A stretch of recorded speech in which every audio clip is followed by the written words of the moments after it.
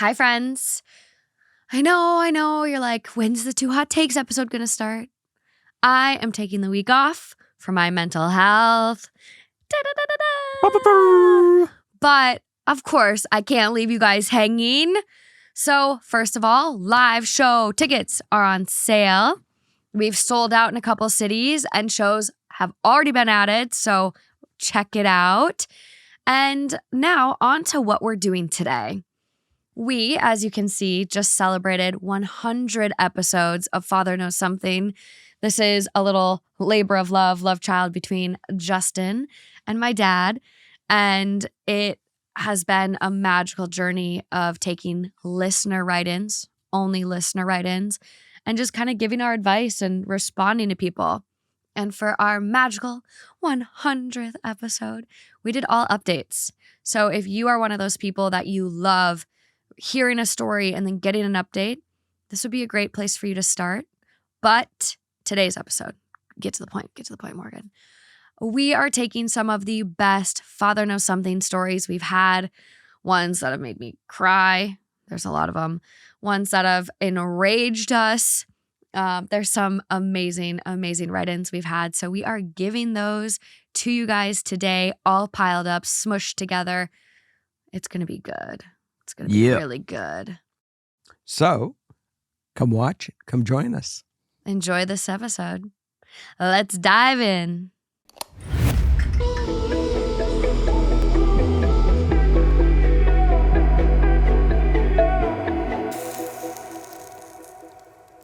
My 23 female boyfriend, 25 male, just got asked to be a groomsman for his best friend's wedding.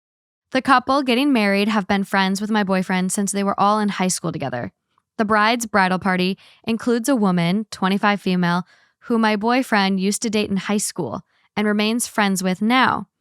When she was asked to be a bridesmaid, she said yes and asked to walk down the aisle with my boyfriend at that part in the ceremony.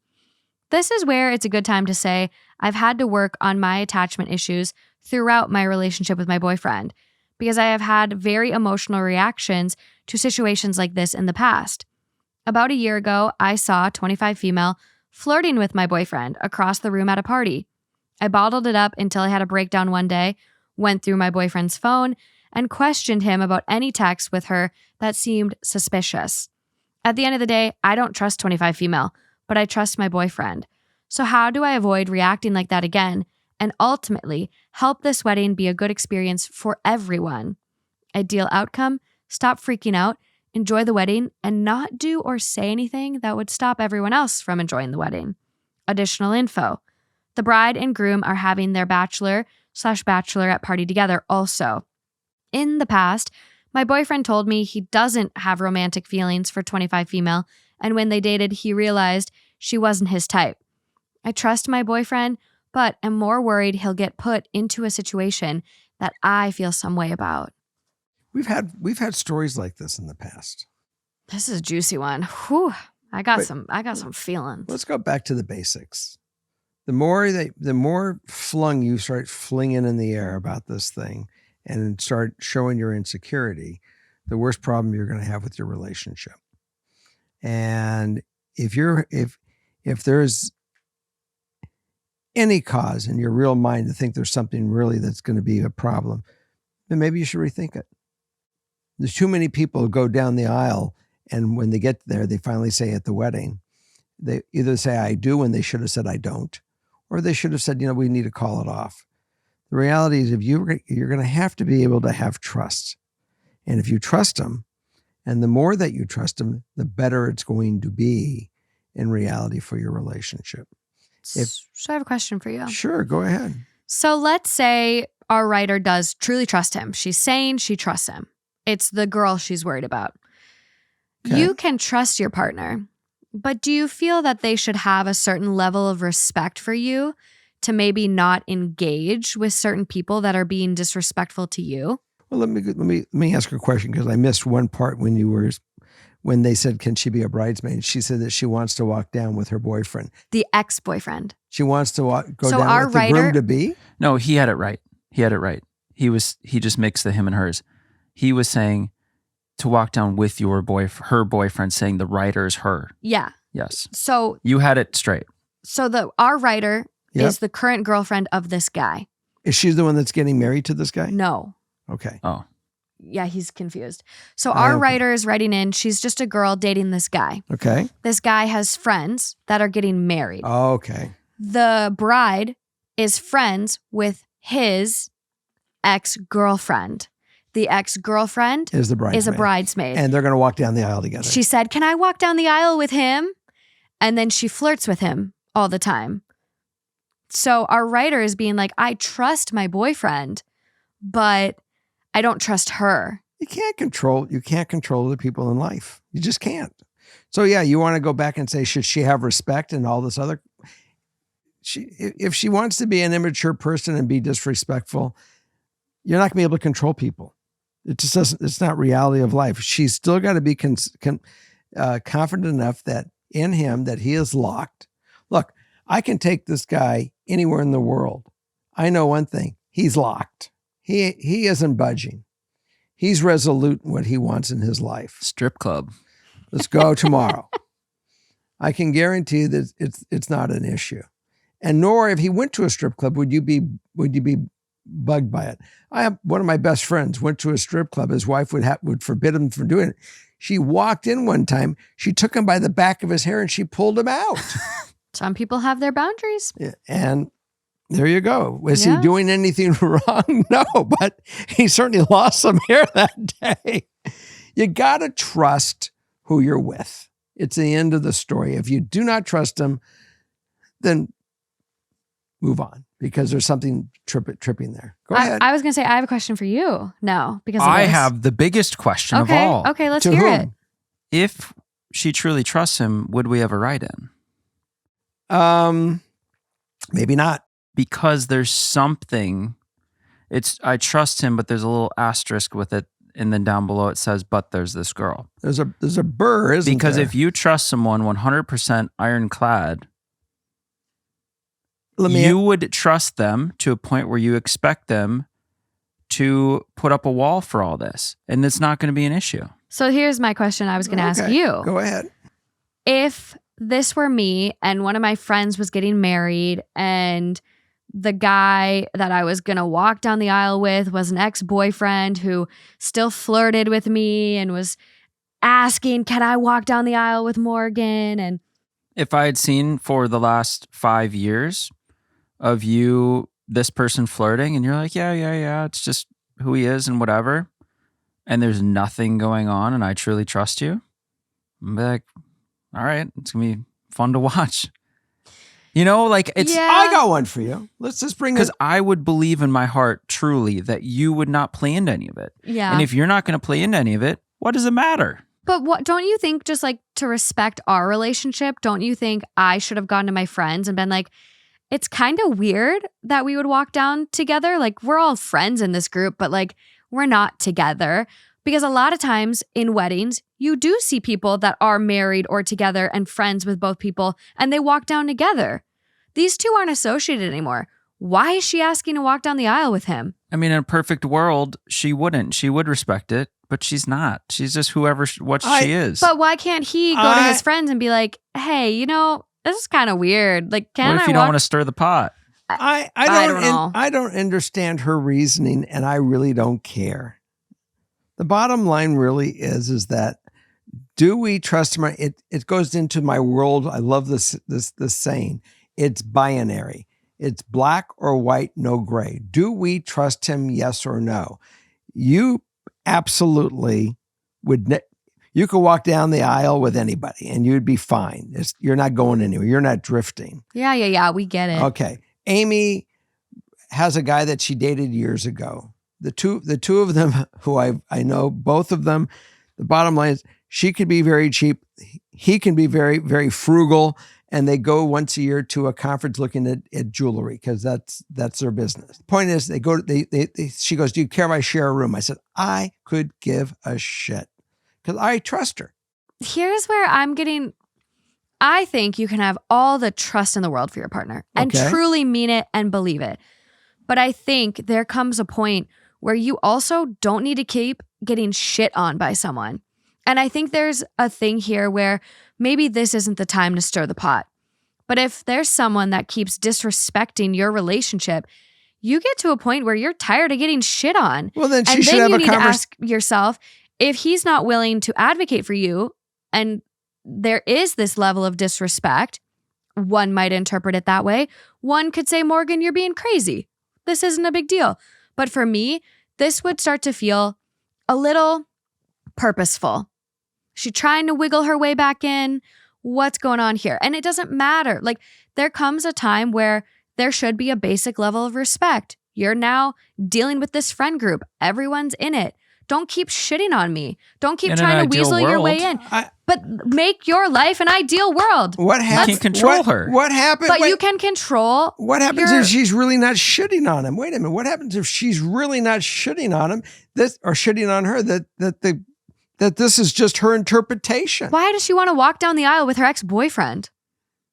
Who knows? They might be friends and they may have some fun. Maybe Make friends with a new groomsman.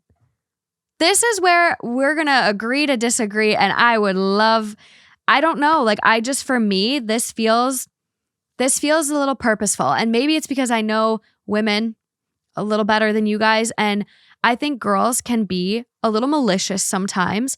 And this feels too purposeful. This doesn't feel like an innocent, I want to walk down the aisle with Charlie. Oh, okay. let me help you. I don't like it. Let me help you with your argument. Okay. Here's your argument. I know there's people in my life that accepts the fact that I have a girlfriend, but in their own, they always, there's a little cynicism in their comments to me, and I don't like it. And I point blank have said, I don't like it. So I've stepped up and said, not interested in that behavior. Mm-hmm. So I get what you're saying. Yeah. Okay. But it's also, I myself can tell when that's going on. I don't know from her view what she's seeing to what he is seeing. Okay. So Yeah. So I mean, a lot of this is we got to really find out from him. She needs to ask him: Does he see it as just fun and play, or does he see something that's really being disrespectful to me? Because if you see that she's being disrespectful to me, I would hope that you would, not allow that to happen if you care for me. That part I get. That's what's like annoying for me. And the bottom line, if she can take him, you don't want him. Like, if something happens on this bachelorette trip, you don't want him. Like, truly, if she can take him, let her. You don't want him. Absolutely. But if he's kind of just like turning a blind eye to disrespect, that's where I'd kind of get annoyed and be like, hey, like, this is your friend. I would appreciate if you would just say, like, hey, I'm with my girlfriend. I really love her. Like, could you cool it? Like, it's just kind of annoying. Like, I just, like, it would bother me if Justin had a girlfriend, like, truly a girlfriend. And even if they had never had a past, if he had a girlfriend that was super flirty and touching him all the time, no matter if I trust him, it's still annoying and feels disrespectful to me. Now I got a question for you. Okay. What happens if she's really not behaving to the limit that she is seeing, but she's interpreting it as that? Anybody else would say, because I don't want her to be a jealous girlfriend. No, and our imaginations can sabotage and get the best of us. Because if her imagination is sabotaging her, she may have just screwed up from her own insecurity. 100% self-sabotage, yeah. A great guy. So you need to weigh out, really, is she really being disrespectful to you, or is she just being a friend that they've had history, they're friends, they can enjoy each other, but not have any future together? And that's really where you kind of have to make your own determination. But I would not be... Don't be the paranoid, jealous girlfriend, but at the same time, like, you can have these open conversations with you your can partner. You can look at him and say, I just want to ask you a question. If you at all see it where it's just disrespectful to me, I would hope that you would step up and say, this is disrespectful to Andrea. Mm-hmm. Yeah, I think that's totally fair. And I think that's the best way to proceed forward, probably, without stirring the pot. And, if he doesn't want to ask to walk down the aisle with someone else, like, let them do what they're going to do. Do I think it's weird? Yeah. But That's Can me. can we agree that we agree on something besides disagreeing? I think we agreed on that. Have the conversation. Hallelujah. Yeah, I don't know. I really want to hear other people's opinions because I'm sitting here with two boys and Excuse me, I'm not a boys boy. don't get it. I am a man. Sometimes dudes don't get it. I'm your freaking father. But as soon as it was flipped, it would be like, oh no, it's all fine. No, if I had an ex-boyfriend, like if I had this situation and my ex-boyfriend was like, I want to walk down the aisle with Morgan, I'd be like, why?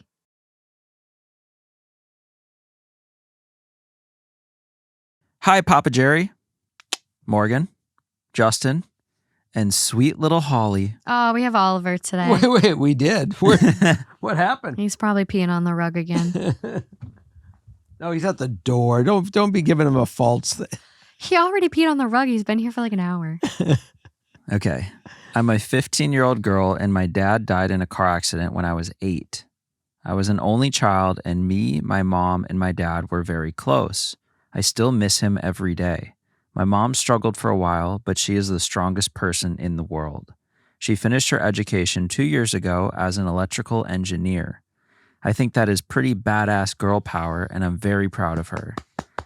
I was the center of her world after my dad died, and she had no interest in dating for a long time. After finishing her education 2 years ago, she got a new job. I noticed soon after that something was off. She was suddenly on her phone when we were watching movies, etc., and that wasn't like her. I had my suspicion, and after about a month, she told me she met someone at work, but she wanted to be sure it was serious before she introduced me to him. I was okay with that. After about 6 months, we invited him to our house so the two of us could meet for the very first time. He seemed like a really nice guy, and I could see he made my mom very happy. He has a son who is 5 at the time. These last 18 months, all of us have gotten to know each other better and better. My mom and her boyfriend are very happy together. I now refer to my mom's boyfriend's son, now 7, as my little brother. Oh. He is an amazing kid, and despite our age difference, we have a lot of fun together, and we get along really well. My mom and my brother have gotten really close, and he more often than not calls her mom. For context, his biological mother left when he was a newborn and hasn't been in the picture since. Then there's me. I have to admit, I've been pretty closed off towards my mom's boyfriend. Sort of a he's not my dad and will never be a replacement mentality. We have always been nice to each other, but I haven't gone out of my way to make him feel welcome in our family like he has done to me. For the last few months, I've been caught up in the feeling of my mom replacing my dad. She's all happy again, and of course I'm happy she's happy, but we talk less and less about my dad, and I'm afraid she'll forget about him. She has a new man, and her boyfriend has a new woman, and my brother has a new mom. Me and my mom are usually very open about everything, but I don't want to tell her about me feeling left out because I don't want a replacement. I just want my dad back. But I can't. I don't want to crush her and their happiness. Last night, though, at dinner, my mom's boyfriend asked me a couple of questions about my dad to know what he was like, and then he told me I look like him. I mean, I know I do, but the acknowledgement from him about my dad's existence absolutely means a lot. After dinner, I went upstairs only to realize I forgot something downstairs, so I went to get it. I know it's wrong to listen in on other people's conversations, but I got caught up when I heard my mom and her boyfriend talk about my dad. Long story short, I heard him tell her that he has all the respect in the world for my dad, and he realizes that he will never replace him, nor does he want to. But he's worried about me not having a dad, uncles, or granddads at 15, a very vulnerable age. He would love to step in, not as a replacement, but as an extra father figure to love and support me in life, but he feels like I'm closed off and he doesn't know what to do. Me and my mom love Christmas, and we have a thing for what we call silly socks like Papa Jerry has. Oh my God, I'm gonna lose it. And our tradition is to wear Christmas silly socks every day in December. Since this is the first Christmas the 4 of us live together, I went shopping last week and found 3 new pairs of Christmas silly socks for my brother, in addition to my old ones that are too small for me but still in perfectly good condition, so I gave them to him. I explained our tradition, and he was so happy about the socks and is looking forward to December so he can wear them. The thing is, my mom's boyfriend is more of a boring black socks kind of guy, and he laughs at our silly socks. Not in a negative way, though. I don't think he would dare, as he knows the seriousness of silly socks in our home, LOL. I'm thinking about buying Christmas silly socks for him and surprise him with them on December 1st. It could be my way of including him in our family tradition without telling him that I want him included in our family. My mom's boyfriend has been really nice since day one and has told me countless times that if I need something, I can always ask, etc. I think he has done everything he can do to reassure me that he is a safe space without pressuring me. And I fully acknowledge that the issue is on my side. Even though I know it's wrong to listen to other people's conversations like I did, I needed to hear what I heard for me to even think about breaking my defense wall. I think I'm ready to open up a little, but I have no idea how to approach this. Do you have any advice? I'm going to let my daughter go first. No. Yep. No, you can go. I got to get my shit together over here. I'm going to tell you that your mom hit a second home run. This is insane. So no one gets this lucky twice. So let me start with you on this one, because when I first saw the story, and remember I picked these stories, and I saw your age, I was hesitant because, sometimes when we give advice where there's a minor involved, I don't know how much, exposure that we really have. But your story to me was a story that had to be read and you had to be answered. And you are blessed. You have had a gift from heaven with a man that is so special, so giving of heart and compassion and understanding.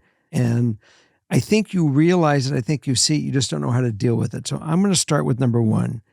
No way, no how will you, your mother, this man, everyone in your life will ever forget who your father, your biological dad is and was. That love, that specialness that you have, no one's going to forget. So we don't know how people come in our lives. And it could have been your dad that found this person, or somehow there's a deal made in heaven that this guy was brought at the right time, and when your mom was ready to move on and go forward and to find happiness. You guys are a new family.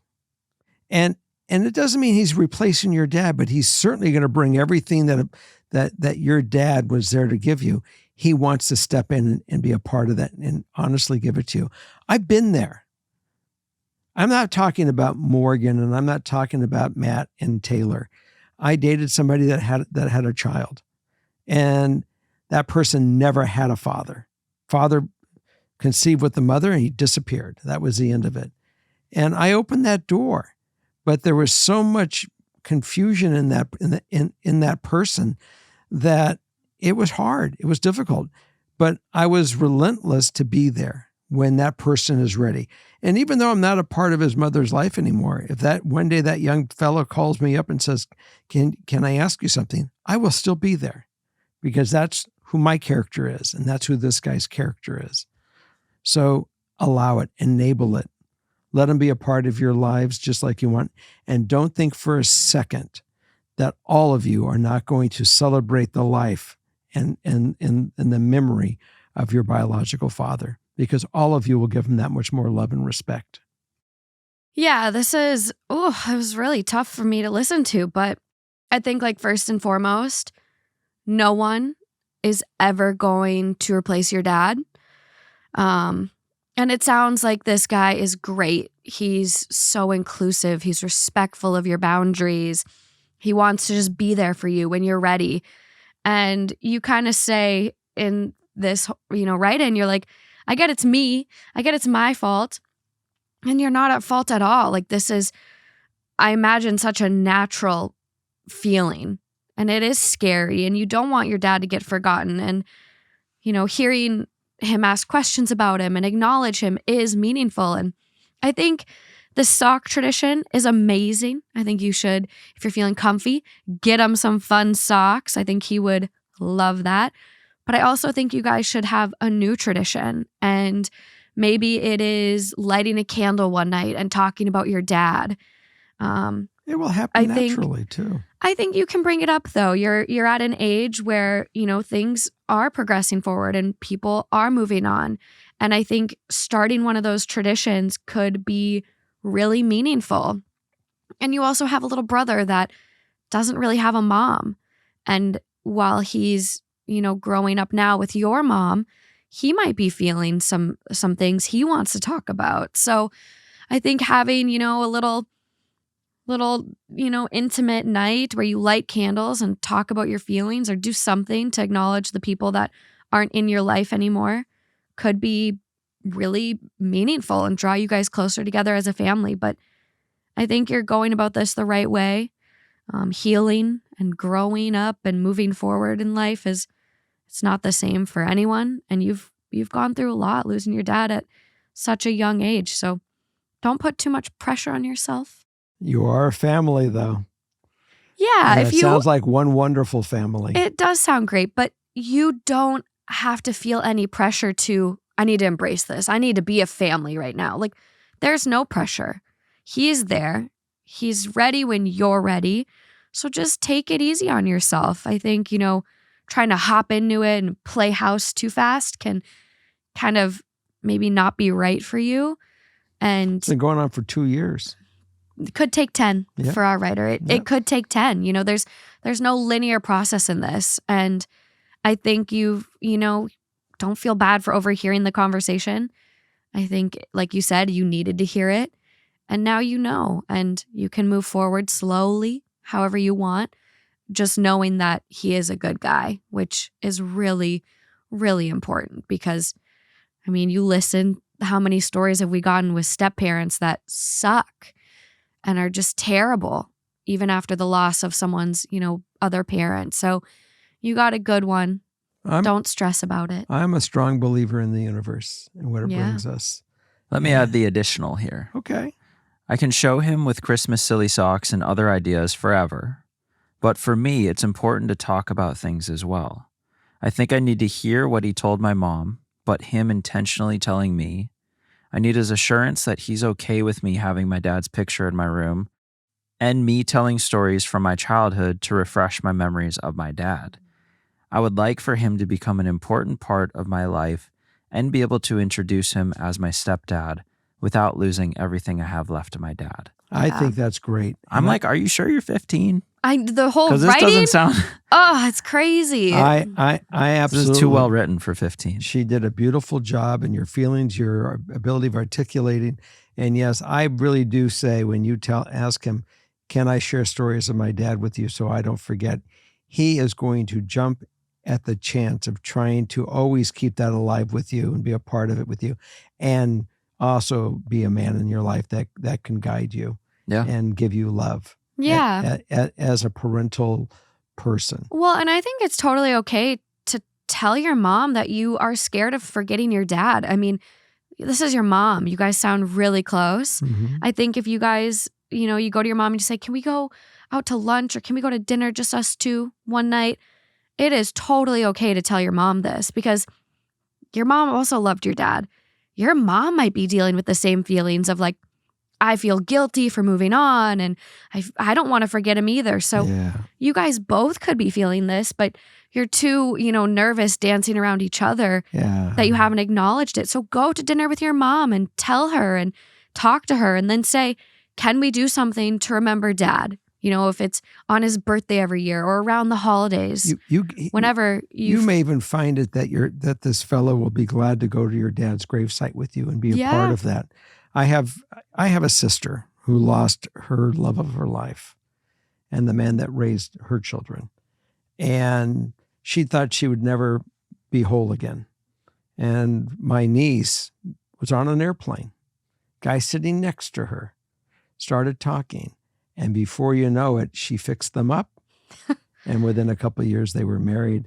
And Crazy. I will tell you that he is the most understanding guy. He toasts every year at a holiday table. he's the one that gets up and toasts the man that loved her before he got to love her. And it sends chills in your body when you see the love that he and the respect that he had for my sister's husband that was before him. Because I have to tell you, the husband that passed was a jealous guy. He would kill anybody that looked at my sister. And that's love. I mean, I think this is a great example too. This is love. And this guy gets up and he just says, I respect that the love that you have, and I love her, and we remember you. We raise our glasses to you and we toast you. Yeah. And when it comes time for them to all be buried, he didn't put himself right next to him because he knew the jealousy. He's actually respected to put his parents not far, and that he'll be buried not far from her.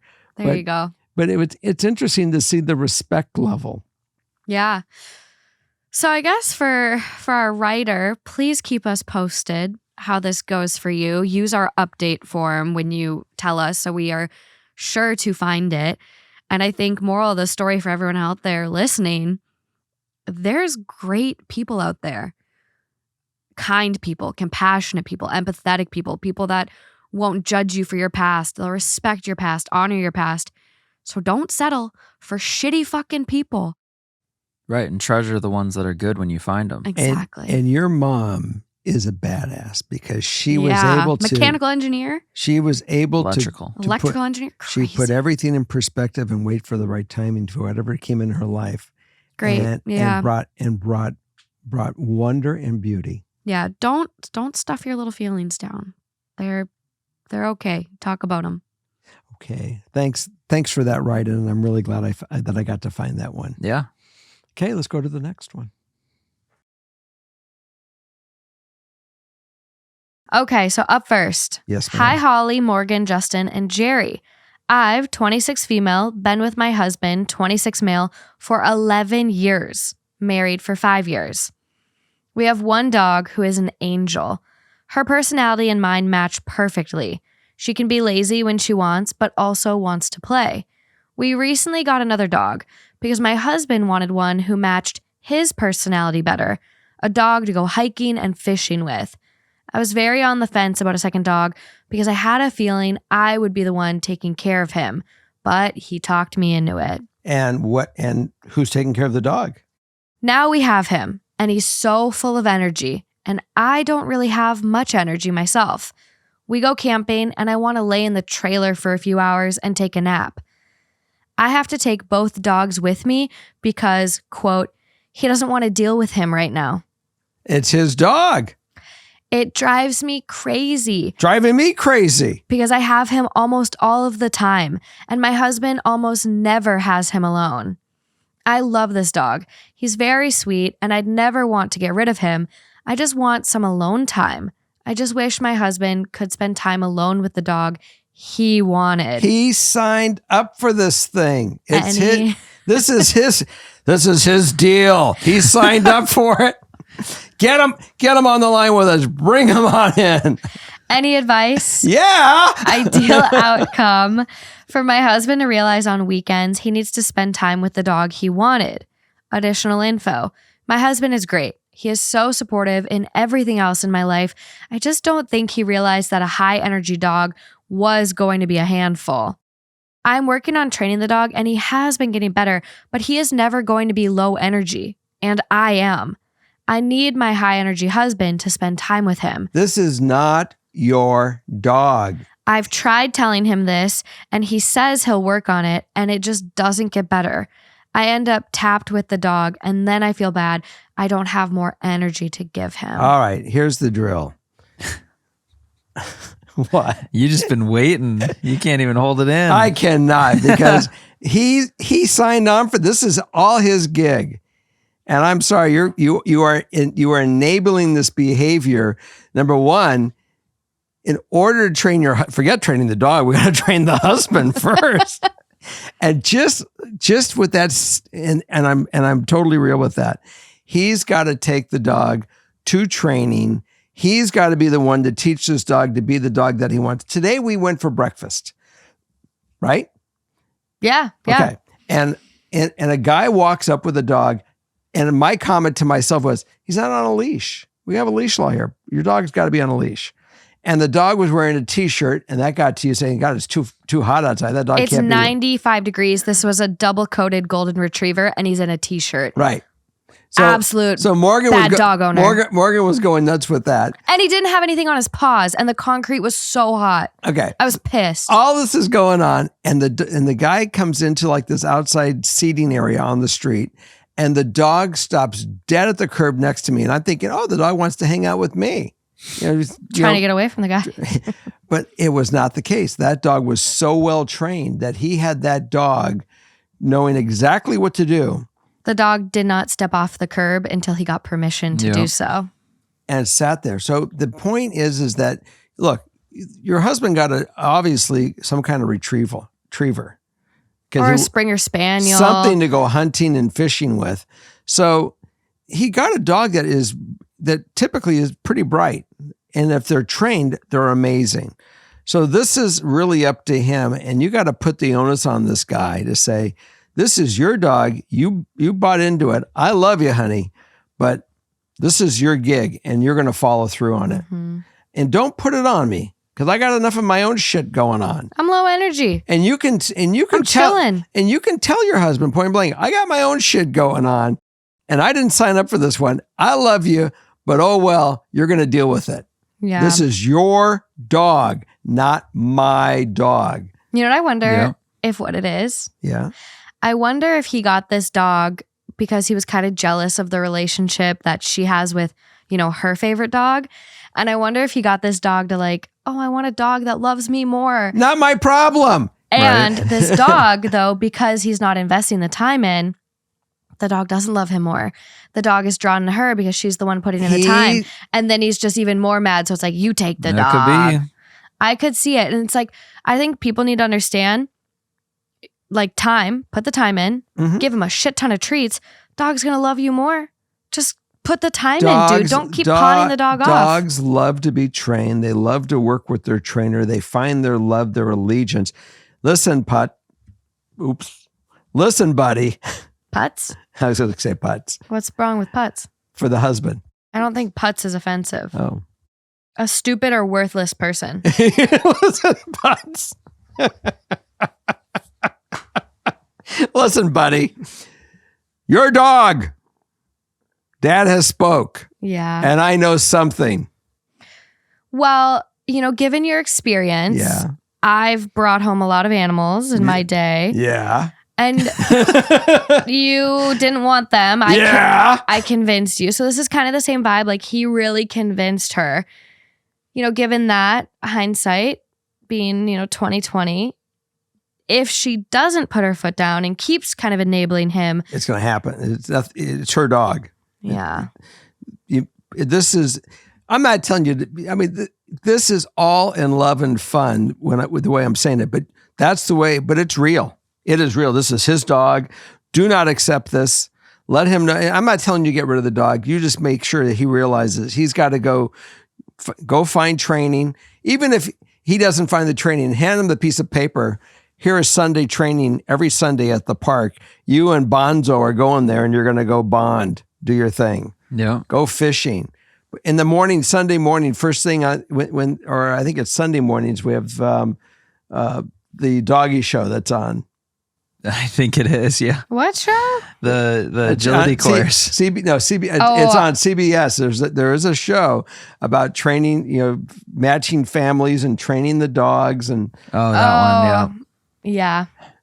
The only way this is going to work, he's got to recognize that this is his best friend and he's going to take this dog and really follow up with what he is. Or he himself is going to have to go get rid of the dog. Yeah, I think you got to realize the time commitment that comes with a pet like a dog. This was not your gig. This is his gig, and I would hold him accountable 100%. Well, another idea too for someone that... You got another one? Well, for people that are like low energy and might have a dog that they rescued from the shelter and is crazy high energy and it just doesn't mix their vibe, but they don't want to get rid of it. There are things like that you can get for your dog that just like do all the work without you doing it. One is a treadmill. Those can be expensive. But 2, there's this like little thing, and I don't know what it's called, but you set it up in the shape of a square or a rectangle, and it's this little like flag, and you can you can control the speed on a remote, and your dog chases it. He's got to spend time with the dog. Right. Yes, he absolutely should. But if he's not going to, and the dog is going to get neglected. He's got to give the dog away to a home. He's got to find a home for the dog. This is his deal. Some people don't believe in that, though. This is his deal. I agree, but some people don't believe in that. And I'm sorry if I'm yelling. This is not her worry. He's the one that did this. Mm-hmm. Put him online with me. Bring him forward. Let me have my way with this guy. It's very interesting because a lot of times you have the dads that are super opposed to getting whatever the pet is, and then they become the pet's literal best friend. Yeah. It's like the opposite of this. This goofball brought me Holly. I kept saying, no Holly. I did. Oh, so this is personal. It's not my dog. Okay. I think at the end of it, it's about the commitment. You got to realize getting a pet is a commitment. It's not getting a fish, which fish are still a commitment. But this isn't a toy. There's a different level of commitment with different pets, and a dog is a big level of commitment. It is huge because. Yes, you can spend the money to always have it be with other people or be at doggy daycare, but be bullshit. Fair and get it for the right reasons, not for some weird insecurity that you have with your girlfriend and her. How many times? I know, but I'm just theoretically. I'm talking. Times, no, you're not. I'm totally speculating there. How many times has the love of your life come to me and said, Dad, I'm going to foster a dog. I'm bringing home a shepherd. We're going to foster a dog or another dog. And I looked at her and said, there's no way. It ain't happening. You can foster all you want, but you're not living here and doing it. You're out. These are things for me to inherit. This is all yours, you guys. Okay, enough of you. Move it along.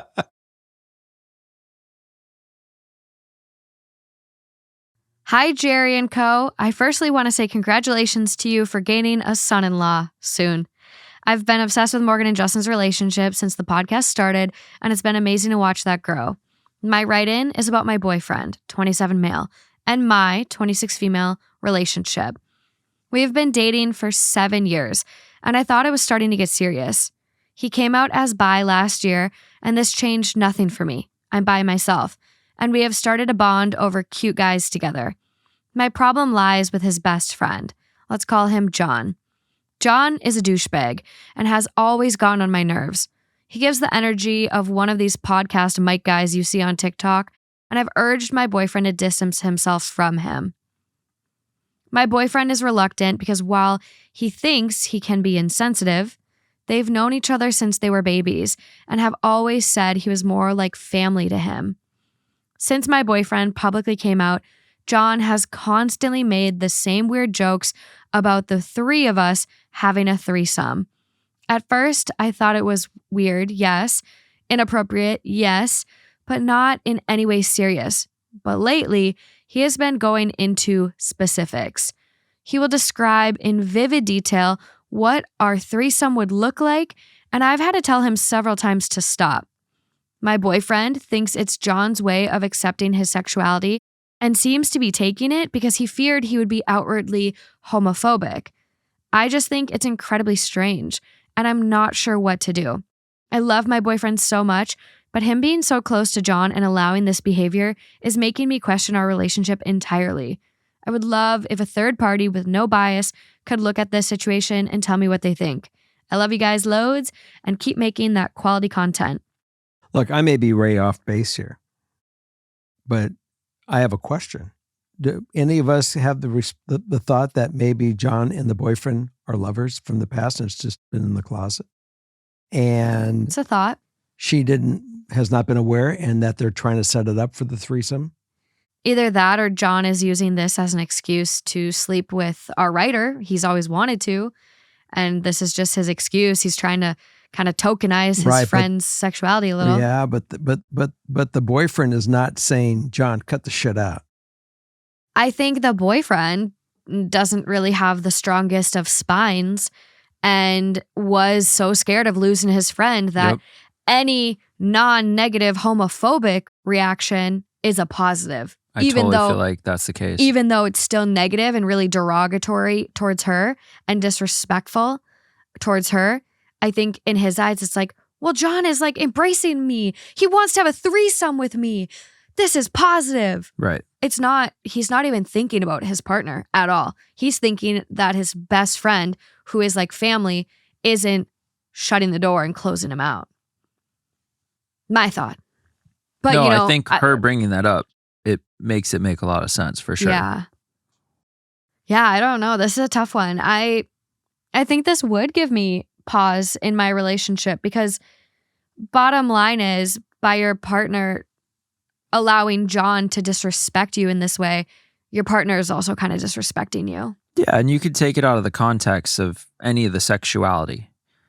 Any person out there who's in a relationship with another person, when that person has certain friends that disrespect you directly and just kind of, you know, color the whole thing in a negative way, friends, family, a lot of those external factors surrounding a relationship can greatly affect your relationship. Absolutely. And so I think bottom line, you got to try and talk to him to see if he can have that spine and not let this guy walk kind of all over him and disrespect you, and see if he can make a change. Because then if he can't, then we kind of know what we're signing up for long term. Yeah. Yeah, definitely. Because it's not just about the sexuality. It's not about being bi. It's the disrespect. It's pretty simply just, you have a friend that's not nice to me and kind of is just weird. Yeah. Creepy. Yeah. In fact, can even be scary. Well, and that's kind of the part I think it's getting to. I mean, him describing what he wants to do in vivid detail.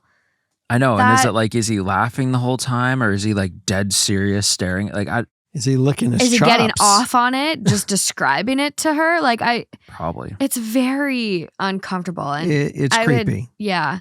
How would you move forward? Like, if your boyfriend isn't willing to stand up for you, what would you do in this case? I think you have to get to the part realizing that this is not a safe place for you and a safe person to be with. Yeah. Your partner has to have your back. Mm-hmm. I mean, the one thing, if you guys want to, involve yourself in other relationships and polyamorous, lifestyles, great. But you're doing it together. And this guy is letting someone in the door of your house that is not respecting you. And his number one thing is you're his mate. You're the person he's going to live his life, this life with. You got to make sure that it works for you and that he's got your back and he will keep you safe. Right. Yeah. And there's a certain minimum of that I would expect in a relationship. Yeah. Right. If someone catcalls your partner shouldn't expect you to run up to that person and punch them in the face and make sure they never do that again. It's like, choose your battles, right? Mm-hmm.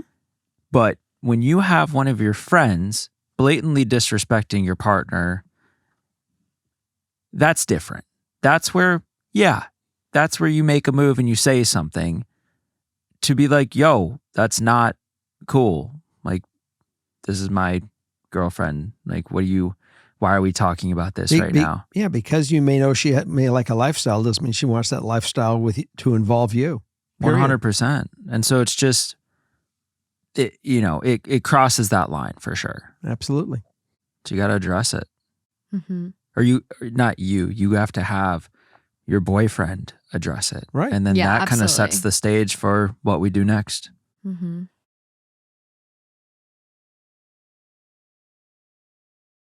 Hey, I've been watching both podcasts for a while now, and I enjoy hearing the advice and what to take from it. But honestly, I wasn't sure how to even write in, but I figured it out. Anyways, I'm 23 with a 5-year-old. I'm in college for my LPN, and I'm sure Morgan understands the stress that comes with that. My issue is I'm living in a women's shelter with my baby girl, and I'm exhausted. I feel like I'm going and going every day, and it never stops. My heart breaks for her because she's going through the worst of it with me. Sometimes I feel like my mind is cut off and I'm not fully here. I need some advice on how to keep going, and it kills me to hear it'll get better. I know that sounds awful, but it's something smacking me down. We have until January 15th to get out of this shelter and have our own place. I have no money or a job right now because of school and my daughter also being in school. The advocates are amazing and they really do try to help me. I owe $400 at a place we used to live that will not let us come back until I have 2 years of renting at another place. Where I live is very small and we have no options really. With Christmas coming up, I feel like I've let my baby down while at the same time trying to better our life. I need some kind of words and maybe some advice if you guys have any. Additional info, it's just been me and her since she was born. I've struggled before, but not like this. Mentally and physically, I feel like I'm losing it. I'm the person who picks everyone else up, and sometimes I wish someone would do the same for me. Her adopted dad, not really adopted, but had taken her in, is an alcoholic who loved to put me down and continues to. I left his house November 5th of this year, and he has enjoyed mocking me and just doing things out of spite to hurt me. I feel very alone and tired. I also apologize if this is typed out awfully. I'm using my phone, and it's currently 1:18 a.m., and I have my midterm tomorrow. I will start by saying this. Congratulations on getting out of the abusive relationship. Absolutely. Number one. That is the thing, that is the healthiest thing that you did for your 5-year-old child.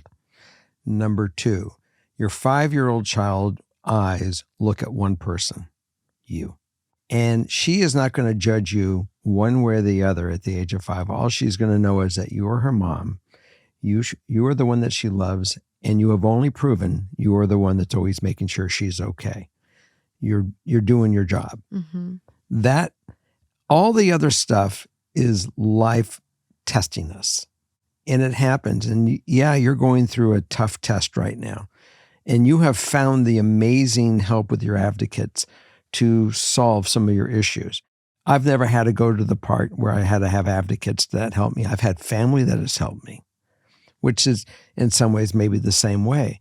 But I think it's to me, going to my family to help me and that they were there to help me was fantastic.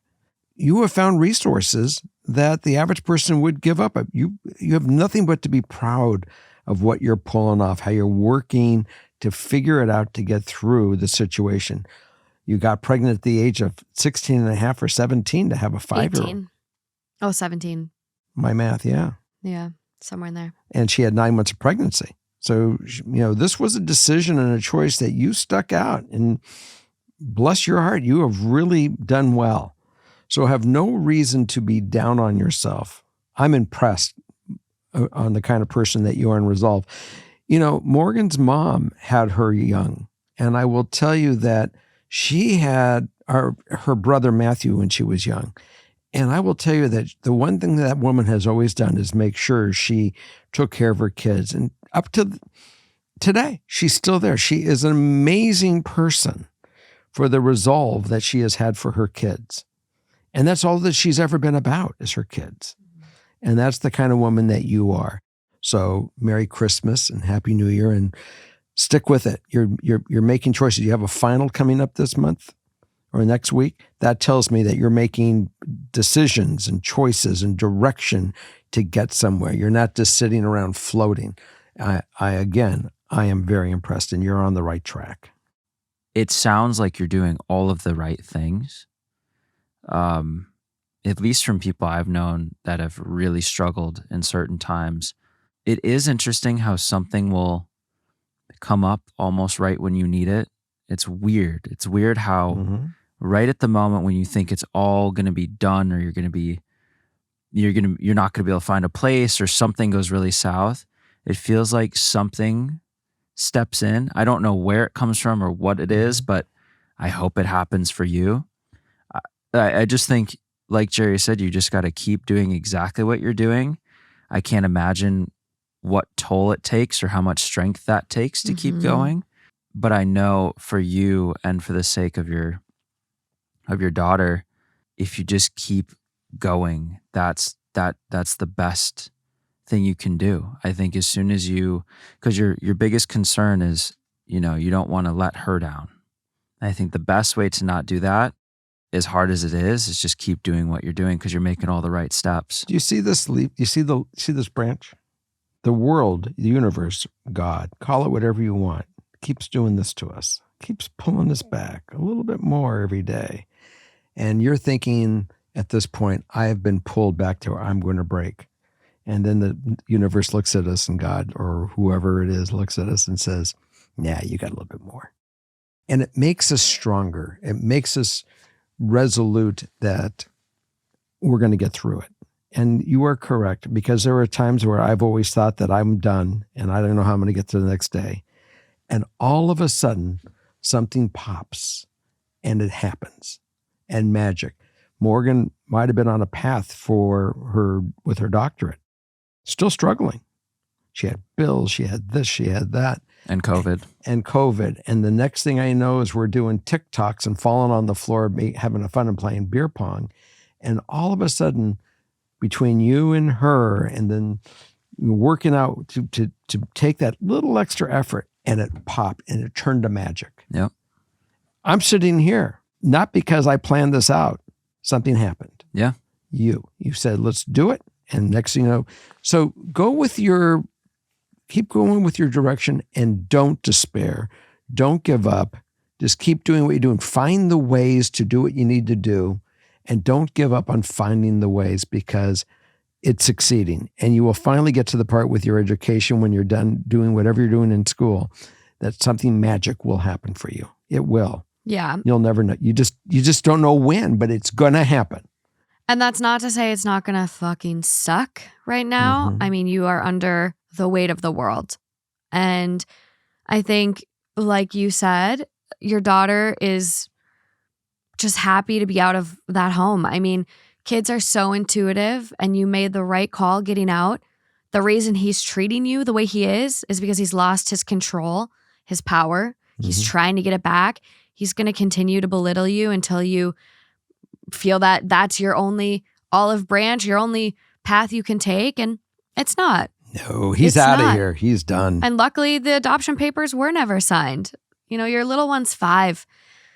And this is a blessing getting out of this bad situation. So it is going to be a grind. But LPNs are in a big demand. They are very needed. You're going to make some good money after you get done with school. It's, the light is at the end of the tunnel, and it's going to be brutal until you get there. But there's, amazing resources, and you have a good advocate right now. So there's hope. It's going to get better, and it might not feel like it. It never does. It fucking sucks when you're in that, that pit of despair, but it does get better. I would also say for the holidays, if you want to look into, I know like Walmart does angel trees, and those are going so viral right now on TikTok that I think there's been a huge influx of people going to Walmart and clearing out the angel trees. So maybe check out your local Walmart and see if you can get on that. Essentially, you have your little one create like a little list of things they want. Mm-hmm. Someone goes and picks the list and goes and does the shopping. And so there's things like that.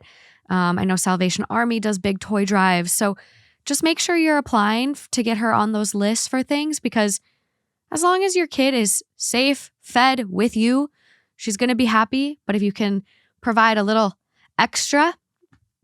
I cried when I read this one the first time. When Justin read it to me, and I'm like, I kept it together so well. I was so proud of myself. But you're doing amazing. And the best thing is that you are safe and healthy, and you're going to get through this. It's going to get better, but you made the right call, and the struggle will be worth it in the end. I have one sentence. Keep the faith. Mm-hmm. Keep the faith, sweetie. It's going to work out. Period. Also, if there's any listeners out there that can relate to our writer and have gone through this struggle as a single mom and maybe been in a shelter, please, please, please go to the comments and help this listener out, because I think that boost from you guys would mean so much. And some of you have had experience on this where we have not. Exactly. That's where the community comes in. Justin's favorite part. Yep. Okay. Moving along. Keep us posted. Please update us. If you can update us before next week. That would be even more amazing because we're recording our 100 episode, and I know people would love to hear how things are going for you. Okay, moving along.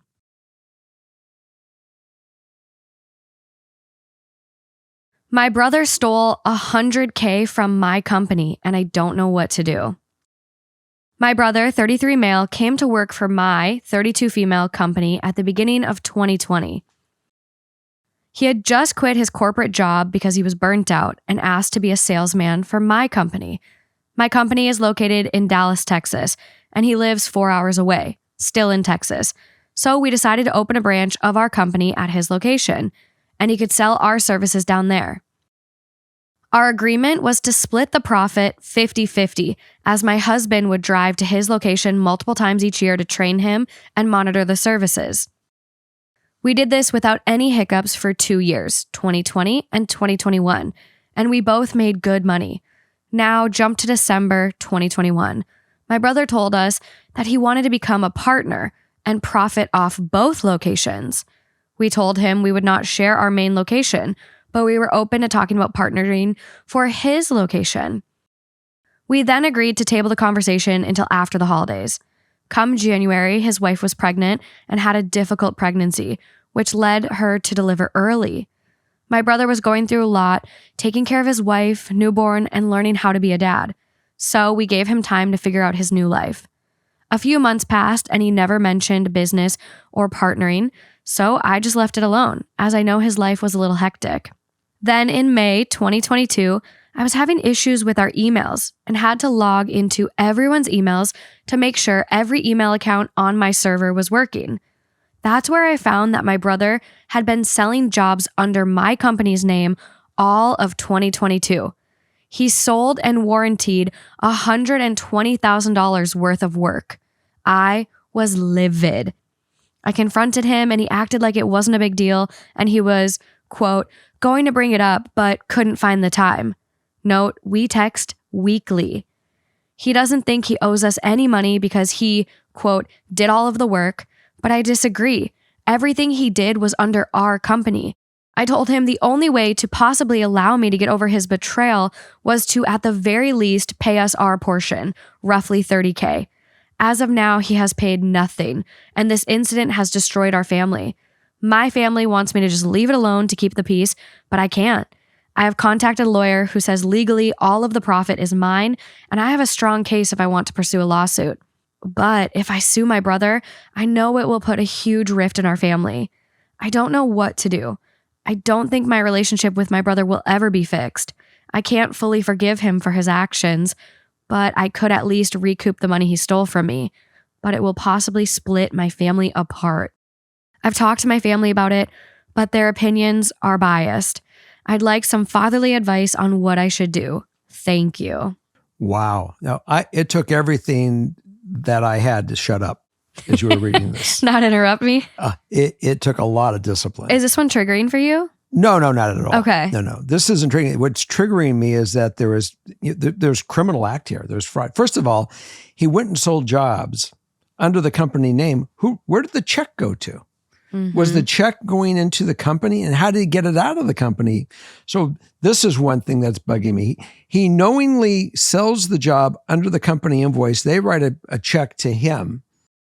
There's questions I don't get. I'm sure because he opened his own base in that area, he's usually handling sums of money. He probably has a company bank account with his name on it.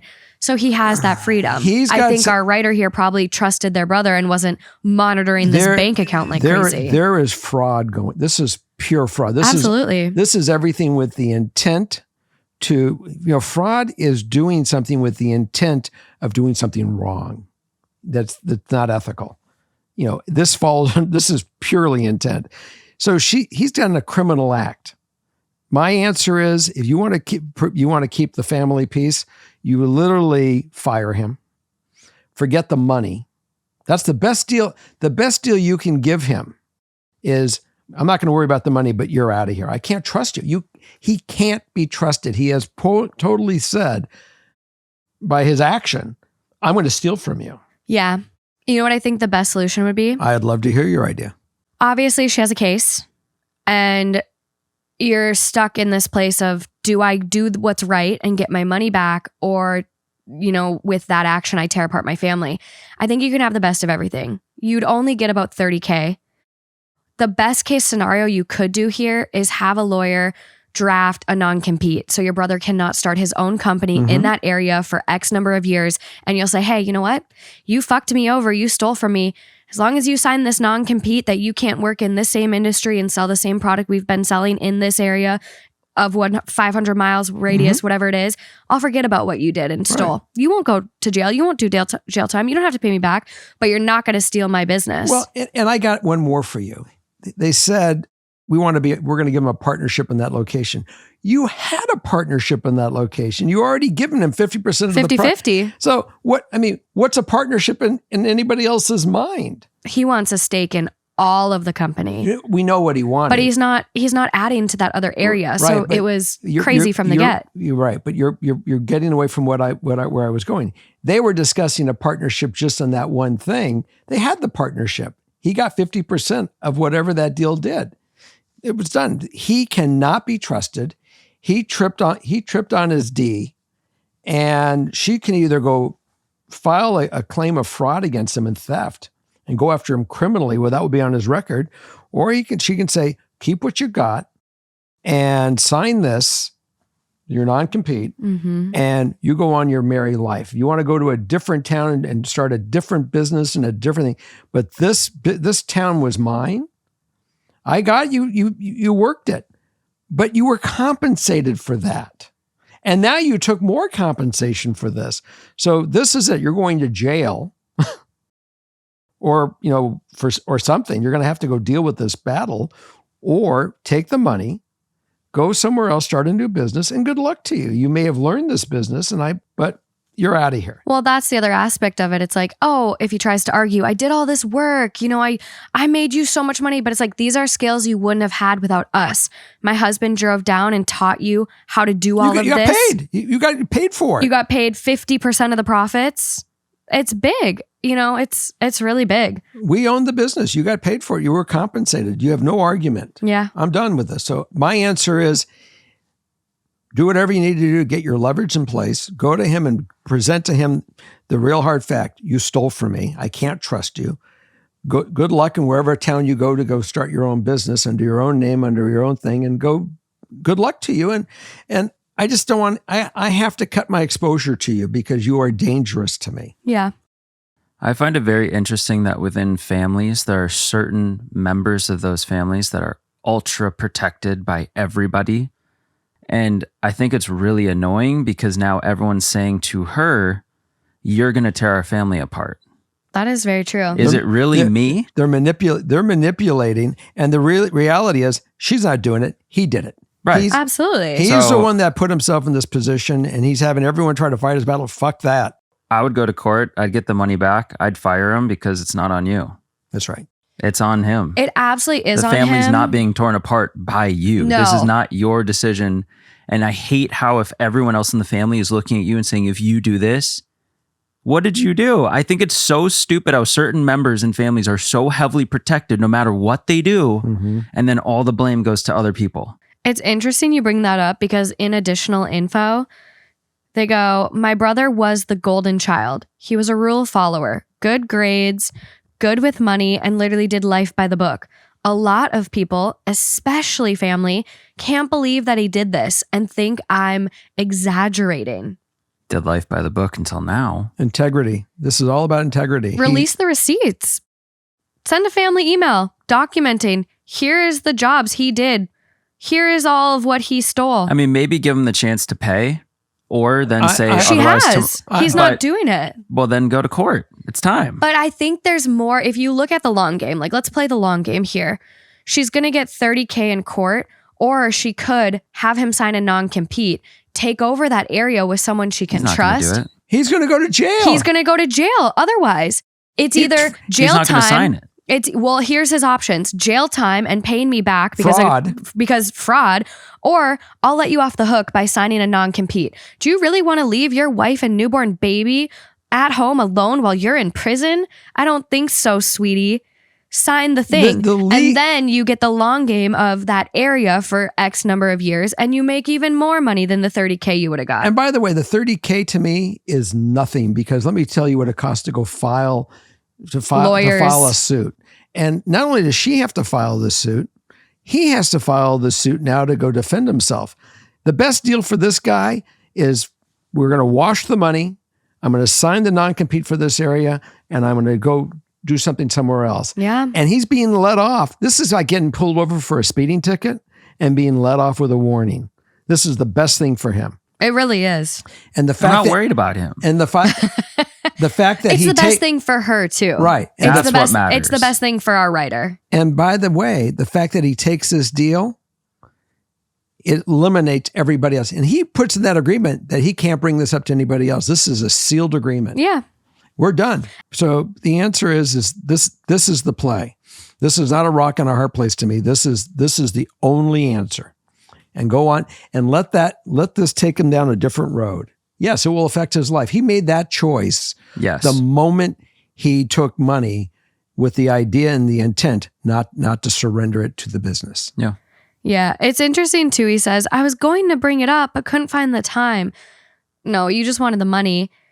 And he warranted these jobs under the company. So if anything did go wrong with them, he did shitty work because it was under the table. He was trying to get them done fast. Then she's out that money as well. She didn't make any profits. And now to maintain the image of her company, she's out that money that it's going to cost to warranty those items. I will say one thing. We don't know the mechanics, how he did this. So take that, into consideration. We're giving our advice thinking more of imagine how he did do it. We don't know really the mechanics that he pulled this off, but I will say nothing here was done with integrity, period. No. Okay. Well, I guess we tore this one apart. I know, this one got us a little heated. Okay, moving along. Yes, ma'am. Hi, Jerry, Justin, Morgan, and Holly. I'm a first-year graduate student in a speech-language pathology program. I joined a couple of Facebook groups with other SLPs in my area, and I'm feeling really discouraged. A lot of the people are complaining about low salaries, high caseloads, and feeling burnt out from this career. I've wanted to be an SLP and worked really hard after changing career paths to get to where I am. I'm in an online program and take classes part-time while working. But honestly, I feel exhausted doing this, and I'm really questioning, is it worth it? The thing is, I don't know what I would do otherwise. My fiance, let's call him Dan, recently lost his job, and it's been a stressful time trying to support him while he navigates a career change because he wasn't feeling fulfilled. I guess what I would like advice on is, should I go through grad school and have speech as a backup option, or should I pick a new career completely?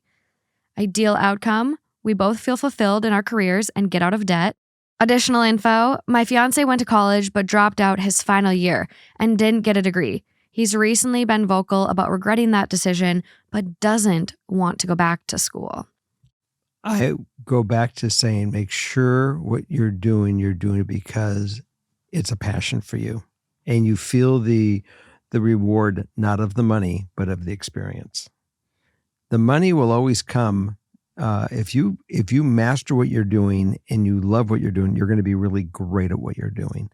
And people are going to notice that. And that's going to help drive your income. It may not be there in the beginning, but it will eventually, I do believe, will always get there.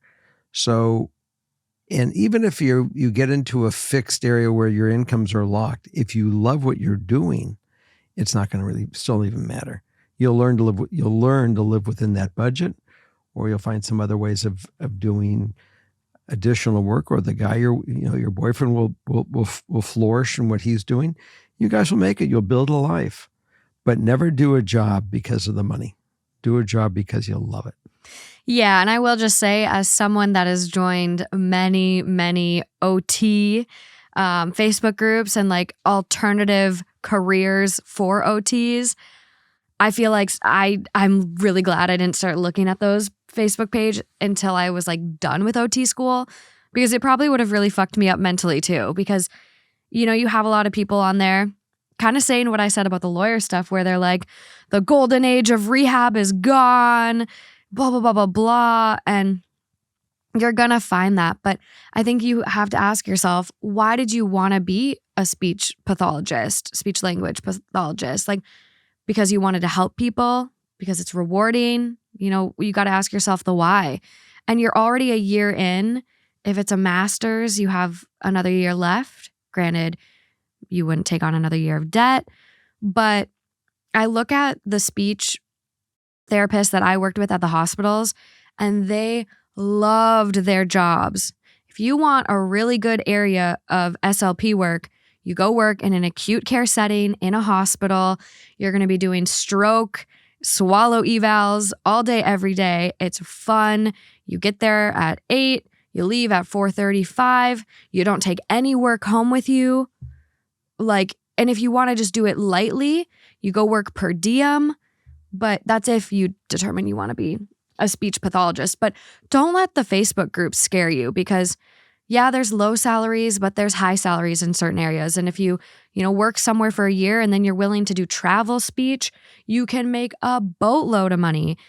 And looking at how the healthcare system is going to change, we already don't have enough workers to replace what we need. So the demand for healthcare workers is going to shoot through the roof. Like, it's going to be pretty drastic. So, and you also have to look at, there are so many different areas in speech pathology and therapy. There's so many. You could work in pediatrics, working with kids with stutters or, autism, and finding alternative communication methods via technology.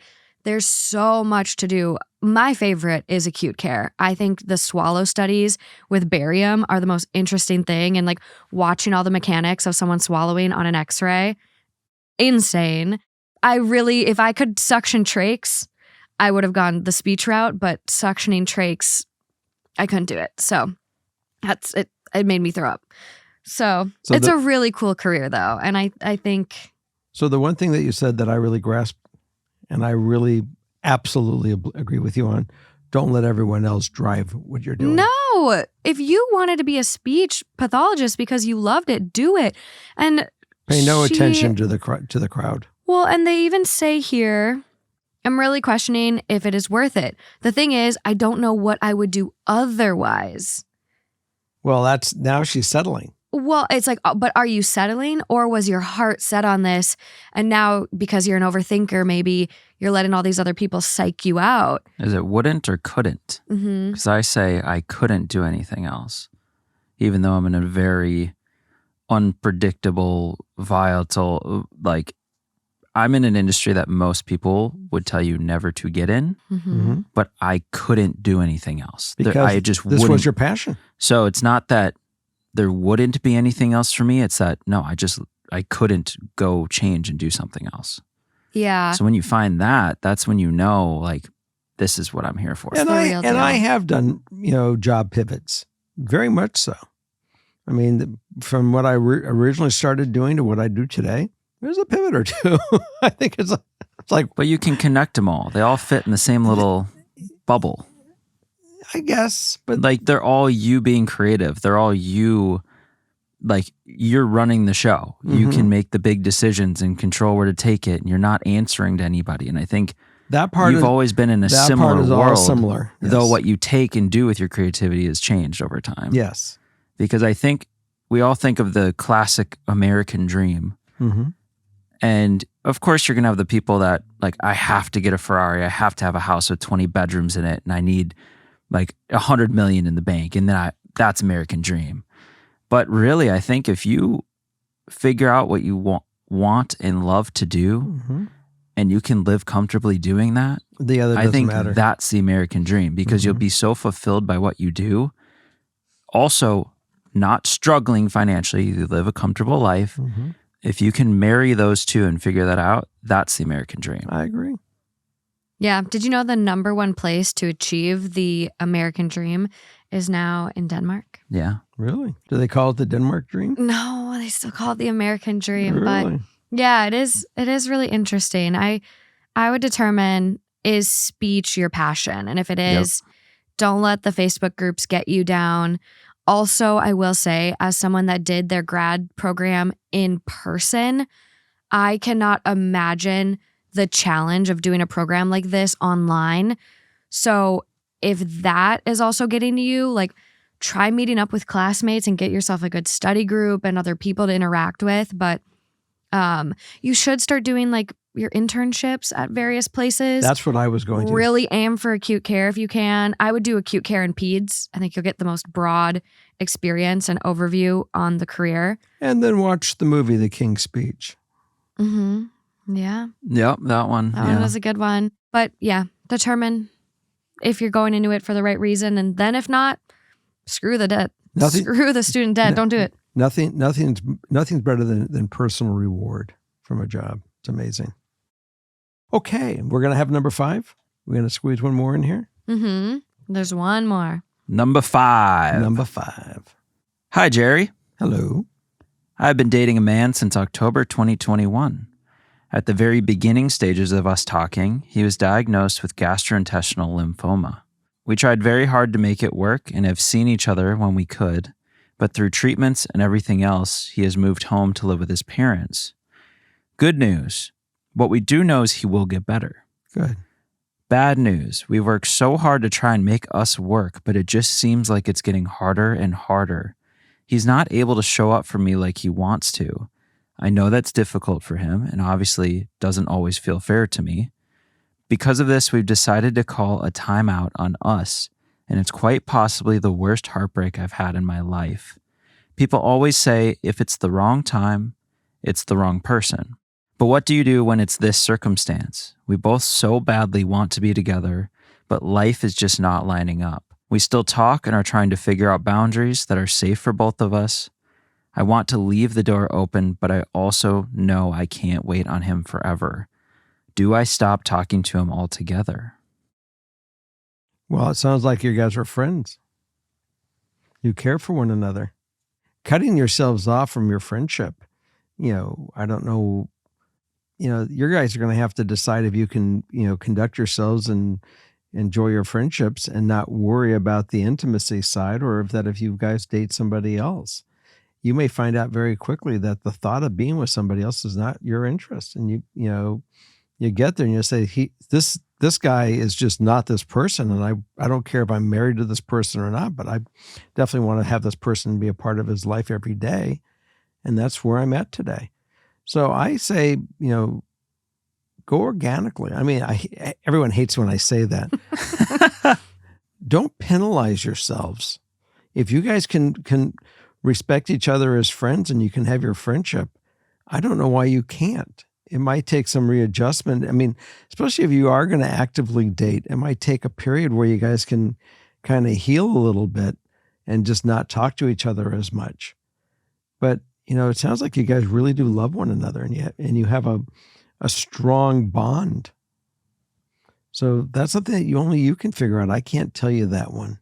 Yeah, it's tough because when in a relationship, do you transition from life being able to take you apart with certain circumstance, or, at our stage, even being engaged, I would say we had transitioned into the part of life where one of us would change for the other in a good way, like some health thing, or life is where life would pull you apart. I feel like we would stay together and move together with whatever happened. Because you were bonded. Right. But so, at what point in a relationship does that happen? Because this seems to be happening before that.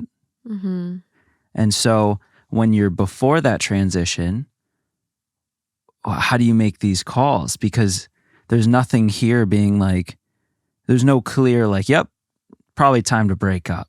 Or I would fight through it and stay together. So is it kind of like let's keep seeing how it goes? Or is there a way, it's... Yeah, what's interesting too, it's like if, because they dated a decent amount of time. So it's like if they would have been married, would this have caused them to get divorced? Like, we have, life happens. We're going to get sick. We're going to lose family members. Like things are going to happen where we might, as we've put it, like, you might have a season where you need more support and the other person falls to the side a little bit. Like, that's just life. That's kind of how this stuff happens. So if you guys would have been married, would you have not been able to help? And this would have teared you apart in that way. Like, it is interesting to me because when you think about a partner and, you know, not everyone takes those vows and says the same thing, but it is kind of like in sickness and in health. Like, can you handle the lows? Well, because that's what a long-term relationship is, the way, either way. Yeah. Or is she looking for a reason to get out? Right. It doesn't sound like it, though. Well, it sounds like she's trying to find a reason, like, and a way to make it work. No one's forcing her to walk away. Ideal outcome, we find a way to be together at some point, if not now. I guess I'm just kind of confused, like, why they broke up. Like, and I know there's one line here where, you know, she says he couldn't show up for me the way I needed. Right. Well, one, what were you asking of him? And two, he's fighting gastrointestinal cancer. Like, cancer fucking sucks. So, no, he might not be able to show up for you right now. It might be the season where he needs the time, more energy and love. And like, did you then, like that, you couldn't recognize that? Like, I guess I'm just kind of confused why it went so south. Yeah, because health is number one. You know, if you have a health problem, if you don't take care of your health problem, your relationships and everything else doesn't matter. Well, yeah, because you're dead. I'm looking at how deep this relationship really is. How deep is the relationship? Yeah. Because if it's a shallow end relationship and you're in the shallow end right now because he may need you and it's not something that you really want to do, then it's time to really, you know, allow it to go its separate way and move on. Look, relationships are timing for many reasons. But this could also be the most amazing relationship, even if he should not make it in future years. It may be the most important relationship or impactful relationship of your life. There might be a message here or something very special here that you're supposed to experience. Otherwise, maybe you've experienced it already and it's time to move on. We can't make that decision for you. No. Only you can. Yeah. I guess for me, I'm like, I need to know a little more, but yeah, for sure. Otherwise it's like, yeah, I mean, this is the reality you're faced with right now. You kind of have to ask yourself, like, if this is the level of attention and effort I'm getting put into me, like, am I okay with it? And if you're not, like, yeah, you can be friends, but I wouldn't blur any lines. I would say you're there if you need to talk, but it might be best to limit. Move on with your life. I need to move on with my life, but if you need me, I'm here for you. I care for you greatly. Yeah.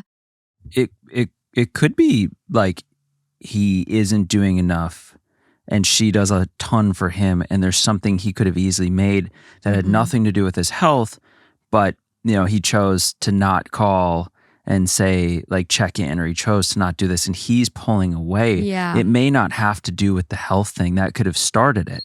But we just don't know these little intricate details that would make this answer so much easier. Yeah. He could also be pushing her away because of the fact that he's sick. Tough to respond to without kind of those intricate details. But I think a lot of the questions we're asking to get those details are questions you should ask yourself. It'll prompt you to kind of know what you want and need more. Yeah. Okay. I, 23 female, just graduated undergrad and I'm going into grad school in the fall. My partner, 25 male, just graduated grad school. We got married earlier this year. We have been dating since I was 18 and it was sooner than we would have planned, but due to some extenuating circumstances, we decided to get married earlier than we planned. Note, we were planning on getting married after I graduate grad school, so it's only about a year earlier. The last 2 months of his final semester in school were very busy. He barely had time to talk on the phone or text, and he couldn't come up for my birthday. This frustrated me because it was my golden birthday. During those 2 months, he made new friends. His closest friends were a grade below him. Since he has graduated, though, he said he doesn't know if he has feelings for me anymore, but needs to process it more. However, he is currently on a trip across the country, staying at one of his friends' house. The thing is, he is constantly texting that friend when we are together. And now he is barely texting me now that he's on a trip with them. I'm trying to let him enjoy his trip, but our dog just had surgery, so there are some important things I need to talk about.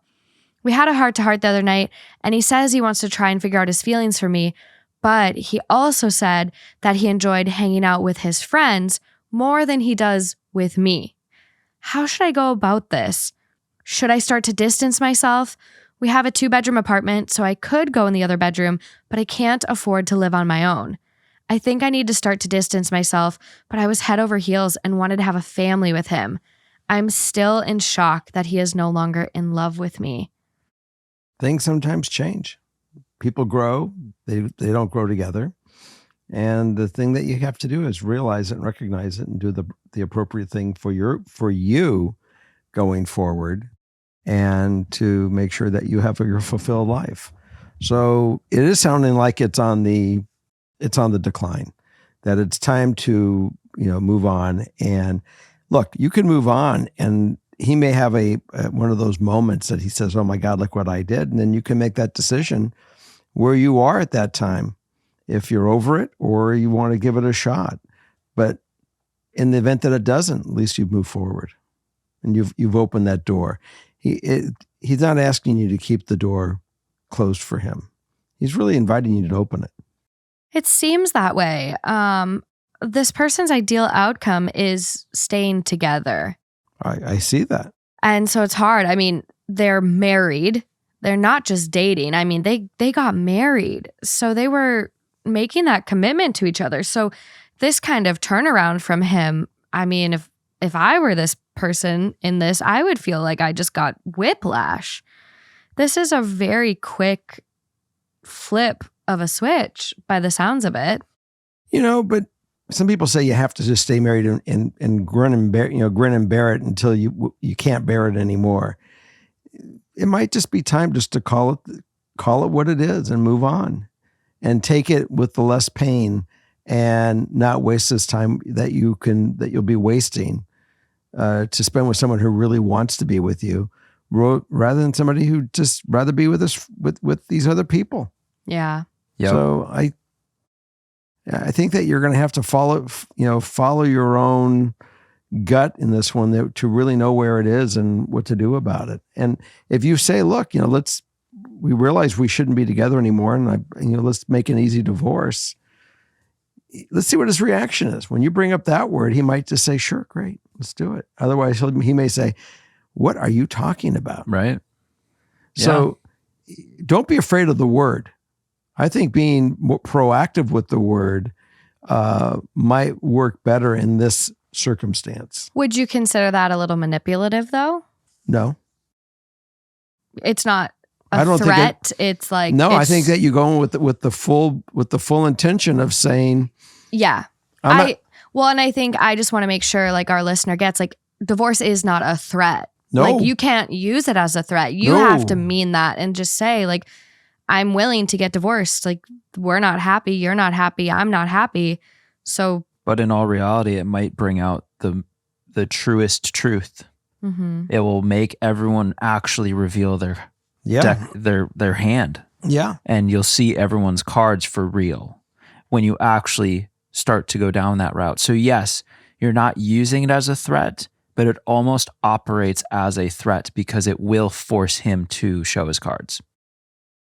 And this is actually like my biggest fear. I think I've said that on this show before. Someone just falling out of love with you because you can't do anything about it. Mm-mm. You can't be mad at anybody. Mm-mm. You can't control, like it just happens to you. You instantly end up in your worst nightmare just cause, and there's nothing you can do about it. You can't be pissed. You can't be like, you cheated on me. You did all this and you took this down.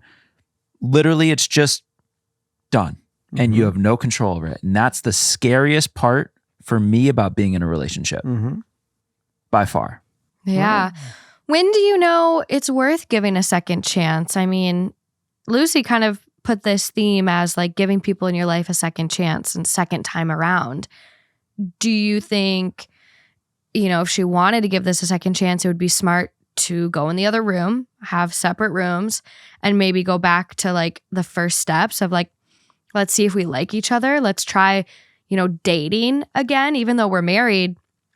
You can date. Mm-hmm. You should, if you're married, you should always be dating your partner, Right, I think. but let me ask you a question. When she goes to him and says, look, this is what's going on.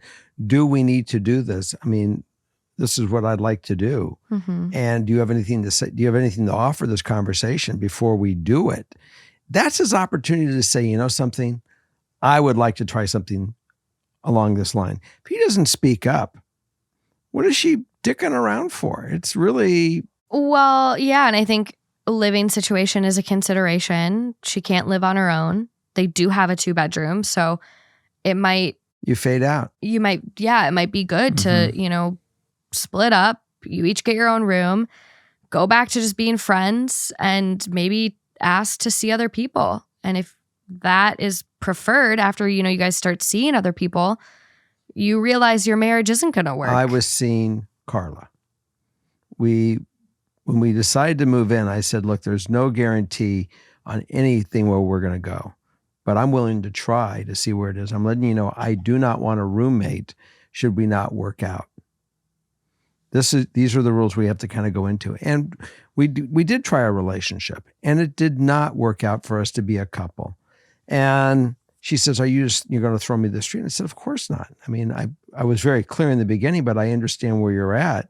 I want you to go to another room and let's see, get yourself on, where you can get to the part of moving out. I don't want to have a permanent thing here,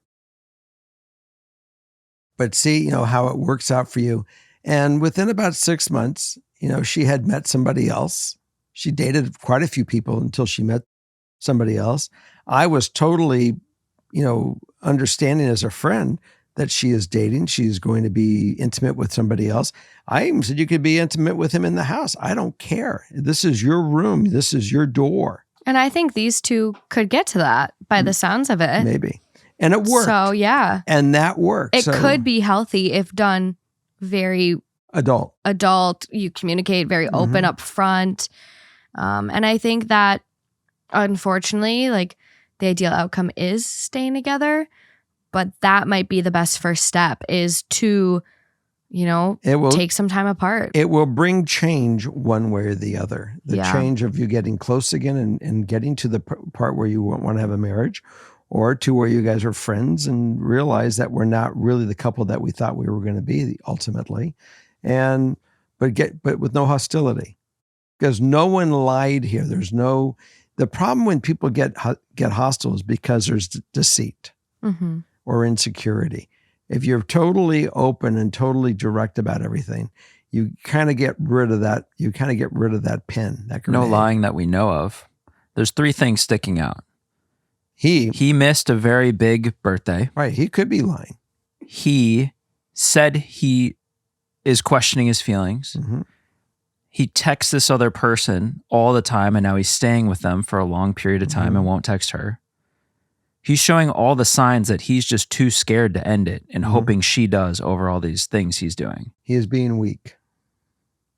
Yeah. I mean, when you read through the lines, it feels like these are all signs. Like he's trying to not have to be the one to pull the trigger. Right. Yeah. Which is what a lot of guys do, unfortunately. Yeah. Keep us posted. We wish you the best. It's going to be tough. I mean, they've been together since our writer was 18. And that I think is hard. Moving on from your first big loves is hard, but it gets better. And what's really interesting, I remember having a lot of these same things with my first love. I had a discussion with you about this the other day. Yeah. I did. And I said, if I wish it was, a lot of it's timing. I said, at the end of the day, would I have been happy ultimately with a life with her? I believe I would have been. I would have loved to have had that life because I think we were really suited all the way, except for my immaturity of being 24 and wanting to go explore the world and have sex with the world. And the relationship never would have survived it. She probably wanted to have sex with the world too. And was probably, in some modes, we did. I mean, we certainly had alternative partners, but I wanted to, just go and Yeah. Sow for your whatever. wild oats, as they say. It was weird. But as I got older and I realized that we are friends and we have a connection, and there were certain things that were there. So I definitely later on in life questioned it. Did I make the mistake or not? And what would have it been? But you just Can't live that way, though. You don't. No. And with that, I do think like there are some people that do come back together. Mm-hmm. They find each other again. Yeah. I look at my brother and his wife, and they broke up and were done for a long time. And, they came back together. And I think in order for someone to find you and come back to you, though, you need to start respecting yourself and knowing what you deserve. Mm-hmm. And I think you deserve better than what you're getting right now. Mm-hmm. I think that goes for a lot of people out there where they might be holding out hope for their partner to change and become better for them because they love them. But you're accepting a level that you don't need to. And, maybe if you respect yourself more and your time more, the right person will come along, or that person's going to realize they can't keep walking all over you. Mm-hmm. Sometimes walking away is the best thing you can do. Mm-hmm. Well, and just think how refreshing it would be to all of a sudden have someone that's just obsessed with you. Mm-hmm. And you're like, oh my God, why did I hold out so long? Why was I holding myself back from this? Yeah, that is like quite the reality check. Is like, I look at my past relationships and like, I'm like, honestly, compared to now, I don't think those people even liked me compared to like how like Justin is just obsessed, like loves me so much, makes me feel so good, comes to my rescue whenever I need it. Like that level of love and respect is something I've never had. And you look and like in hindsight, you're like, wow, why did I put myself through that? Mm-hmm. So it's all perspective and context. And also that's why it's so good to have a lot of these experiences before you find your person, instead of, some people do find them right away like this and it works out. And then you just had it on the first try. Mm-hmm. But going into further relationships, like if you go into ones after this, you'll now have the context of this. You'll be able to pick up on red flags really quick. The more you date, the more you start to find like, oh, I didn't even know this existed, but I like this. This is what I really wanted. It's kind of like when you are scrolling on your phone and things pop up that you would have never thought to buy ever. yeah. And then all of a sudden you're buying them. It creates a need. Yeah. It'll all work out though. One thing I have learned so far in life is that everything does work out. It does. So just trust your gut and follow your path and protect your heart and know your worth, and it'll all work out. I agree. Okay. Moving along.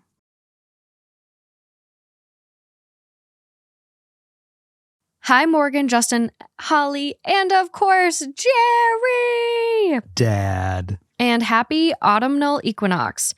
I've been a longtime listener and a lover of both this podcast and Morgan's Two Hot Takes. When I heard you were looking for spooky stories to read on the podcast, I had to become a patron so you would see my story. Okay. It's a bit of a doozy, and in my opinion, what you might find in the movies minus the dramatic ending. I have to preface this as it's not a story that has much of a conflict, and unfortunately, I cannot do anything about what happened or what we found, but I would love to know your thoughts. All names on this story are aliases, so all names have been changed to protect the innocent. Exactly. On to the story. This all happened when I, 22 female, and my two best friends, Anne, 22, and Margaret, 21 female, were all staying at Margaret's grandmother's house to watch her dog and house sit while she was out. This was around the beginning of fall.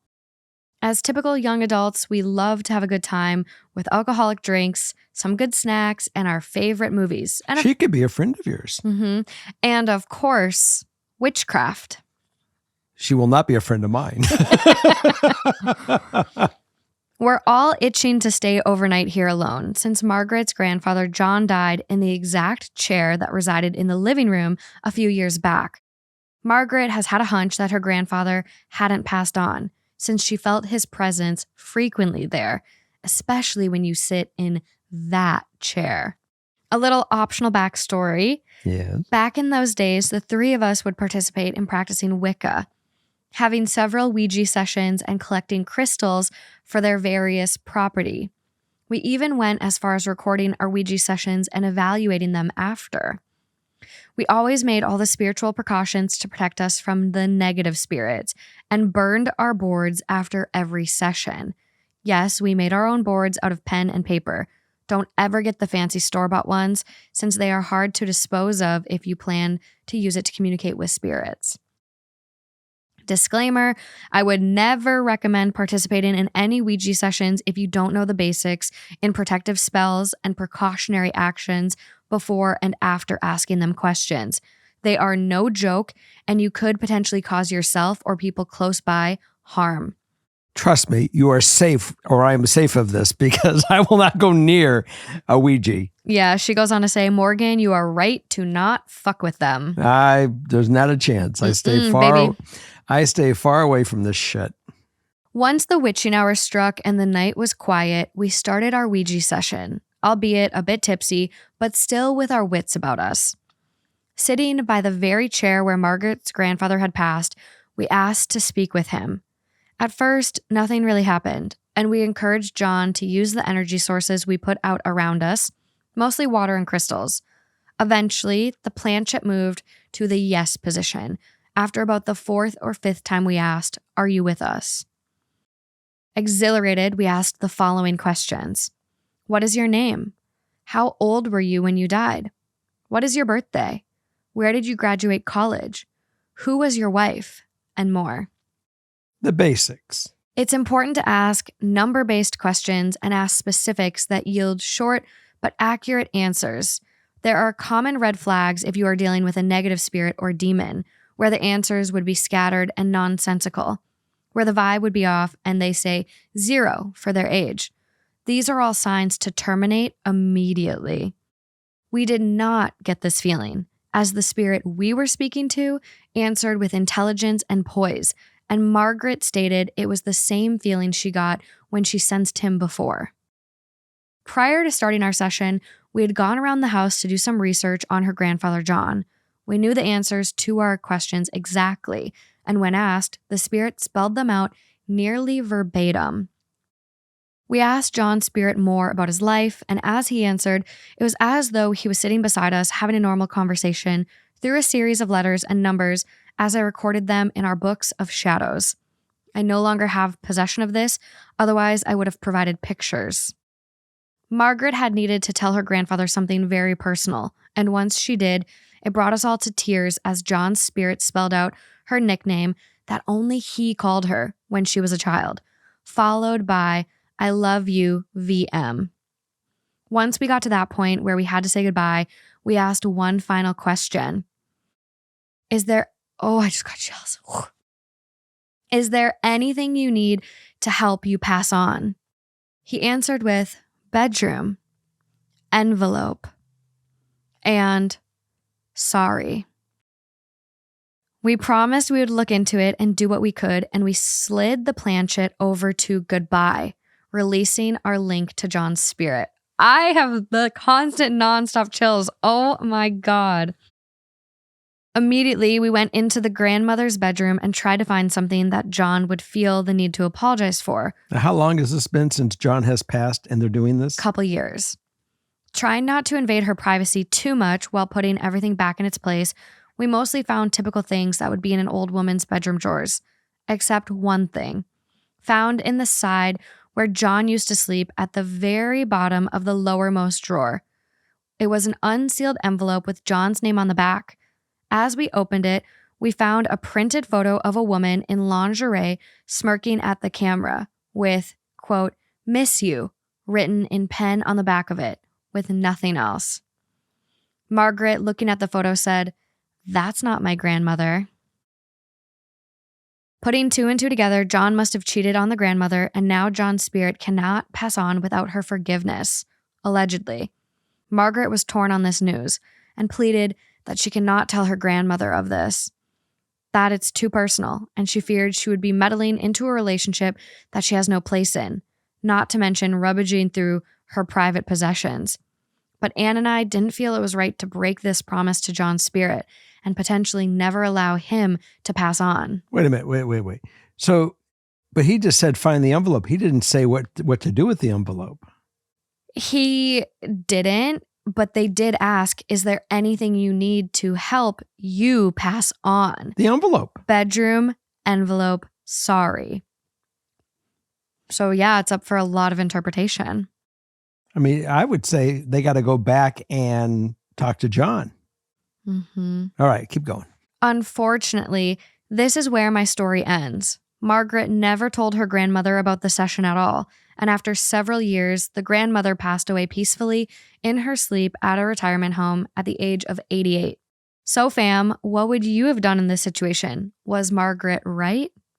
Additional info, I want to say that this occurrence is a rarity. The spirit has to have strong ties to people, location, item, and have the ability and strength to use the energy around itself to physically move the planchette to the degree that John's spirit did. In most cases, you would get 1 or 2 letters or numbers per question. Then eventually the spirit would deplete itself over time if it were a true human spirit. In my experience, most sessions last about 15 to 30 minutes. John's answers and participation was detailed, intelligent, and our conversation went on for about an hour and a half. I cannot stress enough how uncommon this is. And please, those at home, do not attempt to use a Ouija board with someone experienced in spiritual ways. And to be honest, Ouija boards aren't the end-all, be-all for connecting with spirits. You can all take this how you like, and I'm sure people would just say that my story is fake. If I hadn't lived it myself, I probably wouldn't believe it either. I hope John passed on. Hopefully they found each other in purgatory. Thank you for reading this story, and for the record, I have not used a Ouija board since. What's really interesting is it was all there. Everything came true. That what John said, go find it, it was there. Yeah. So John, this is real. We're going to go along. Believe it was real. We're going to take this, that it's real. Why did they not go back and talk to John? I'm not sure. That is a good question. I guess our writer here asking, so fam, what would you have done in this situation? I would have gone back and talked to John. And said hey, John, what do you want me to do with it? You need us to tell her, or you just needed someone else to know? That could have been a good way to proceed. It is interesting that the grandma probably didn't know because John felt that he needed it to come out, the truth to come out. But I find it hard to believe the grandma, when he passed, wouldn't go through his drawers and maybe find that herself. I don't think it was for the grandma. What do you mean? I think that it's something else. He just needed someone to know? Maybe the girl in the woman in the picture. Maybe there was a message for the woman that's in the picture. I don't know. It's unfinished business. Well, and you don't know if it was an affair or granted, depending on how old the woman was, it also could have, then he would have had to have an affair. It could have been before he even met grandma. We just don't know. Yeah. Like I said, it wasn't real. I mean, she's thinking, the worst regarding for her grandma, but she's not really thinking it could have been something totally different, that a relationship that didn't work out. Mm-hmm. And he feels bad that he abandoned his true love, who this person could have been. Yeah. And wanted to say, I'm sorry to her. I mean, we just don't know. It's powerful, though. It's just amazingly powerful. Well, does that make you knowing, this person's experience? And granted, they say I haven't touched a Ouija board since, and I don't recommend touching a Ouija board unless you know protective spells. But do you find them super as dark, I guess, if you are taking those measures and working with someone who knows how to protect themselves? This doesn't sound dark to me. Yeah. My fear of all this stuff all came from Krista. Krista burned into my brain that this is witchcraft, this is bad, you don't go near this stuff. But not all witchcraft is bad. But this is what she professed, And being that, we had a relationship and we loved one another and she wanted to protect me, she just said, do not go near this stuff. And so in respect, and we've been friends ever since. I mean, Krista and I will always have a certain love for one another. I mean, she can come on the show and everyone would meet her and would love her. Yeah. And she's got that kind of great energy. But she might be interested on this topic. Next year, next spooky season, we'll have her on. We'll get her on. But it's interesting. It's pretty wild. I mean, I'm open-minded enough to not, condemn everything and try to look at everything with an open mind.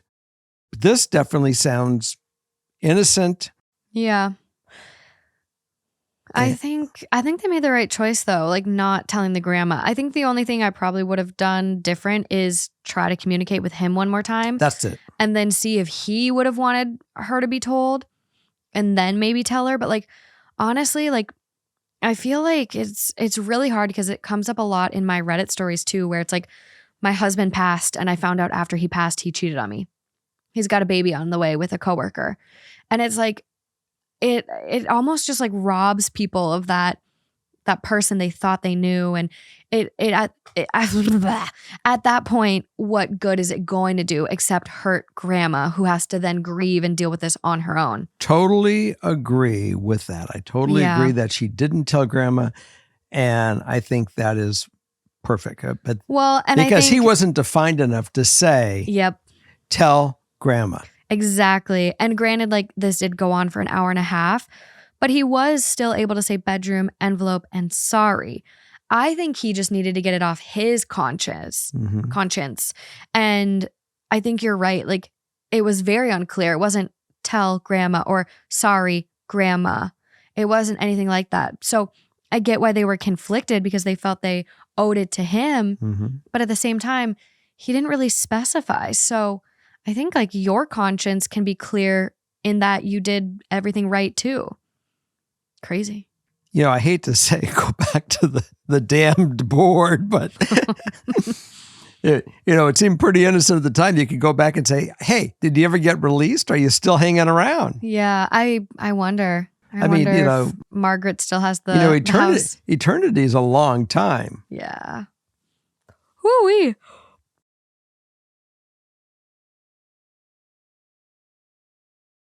Hello, THT and Father Knows fam. I'm here with a 100% real spooky story for you, and I hope you all enjoy.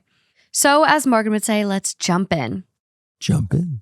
In 1839, the Whitehall Mill was established with the purpose of producing cotton and woolen products. In the 1830s and 1840s, the company built a mill village along Whitehall Road, adjacent to the mill. Thinking that one of these charming little historic homes suited me, I opted to rent one when I finished out my degree. The place had been renovated, but it still had the beautiful old floors and much of it was preserved. Well, our story starts on day one of the lease, when my fiance was helping me move in. We'll call him Nick as a homage to my favorite Backstreet Boy. There were 2 little bedrooms upstairs that I didn't plan to use. I was only moving into the master downstairs. So when I heard the distinct sound of heavy boots on the floor above that night, I called out to Nick, thinking that it was him and that I should remind him to not carry stuff up there. You see, Nick wasn't a small man, probably 5'11" and 200 pounds, and he almost exclusively wore boots.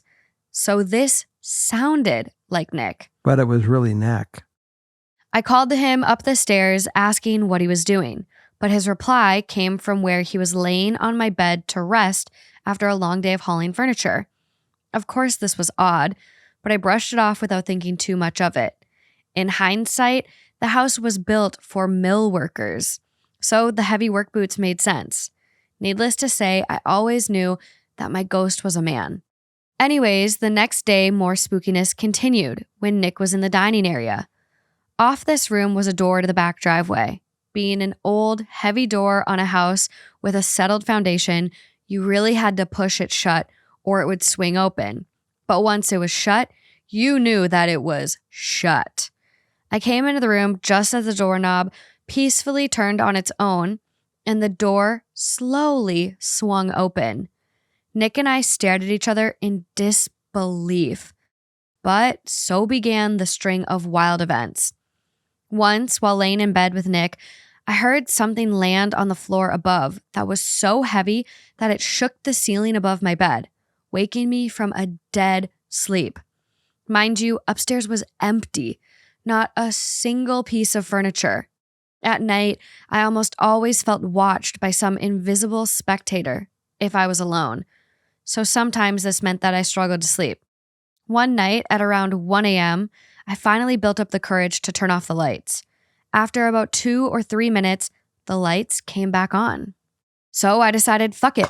No clapper. I'll sleep with the lights on. Until they turned my lights back off a few minutes later. At this point, I knew someone was fucking with me. It wasn't an electrical surge or bad weather. The lights didn't flicker. It turned on. ... It turned off. It felt very purposeful. And I almost felt that whoever was there sensed my fear and was having a bit of fun with me. So I decided that he was an asshole.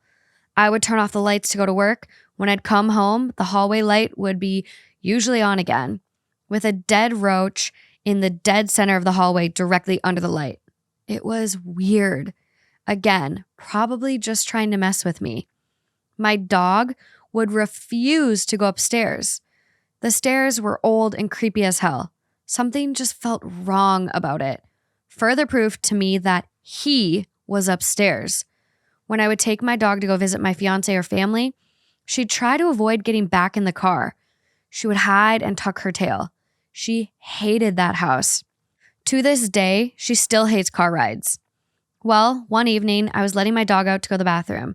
She ran around a bend in the gravel road that kind of doubled as my driveway and led around to an old Baptist church. So I followed her around the curve and found that just beyond some trees was a whole damn graveyard in my backyard. I can't figure out how to add screenshots here, but I have photos of the house as well as the Google Maps view of the graveyard.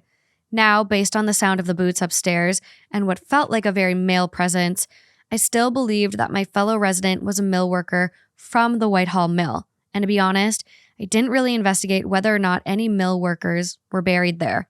In hindsight, I wish I would have. But I did try talking to him while standing by the stairs, since at this point I knew he preferred to hang out up there. I told him that I meant no harm, but I'd prefer it if he could stop trying to mess with me. I asked if we could please just live peacefully and respectfully live together. I never heard from him vocally or saw him, and after that, I no longer felt his presence in my room. However, this is where the story takes an even creepier turn. I had only needed the house for 1 semester, but I'd signed a year lease with a promise to the landlord that I'd find someone to take it over for the remainder of the year. I found a nice girl that was a bit older than me and had a young son. I think he was around 4. I was honest and gave her a heads up about the odd happenings around the house, but she brushed it off and said she didn't believe in such things. After they moved in, my roommate carried on with her regular routine of putting her son to bed upstairs around 8 p.m., and then she'd come down for a glass of wine in the living room with me. Some nights he began crying and begging for his mom, saying that there was a man in his room. She always said that he was just being a kid that was avoiding his bedtime. But, I mean, I kind of think there was a man in his room. Mm-hmm. Damn. I have to wonder if maybe this entity's fascination with me was replaced by a new target, the kid that was in his room. I felt bad for that little boy, and I hope he's not traumatized. Woo! Poor kid. I want to know if he died in the house. Like, was he a mill worker? And then, like, did he die in the house? Like, what happened? Yeah.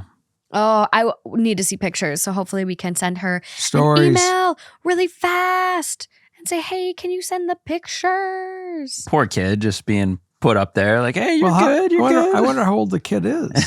Probably pretty young. Young. Yeah, young.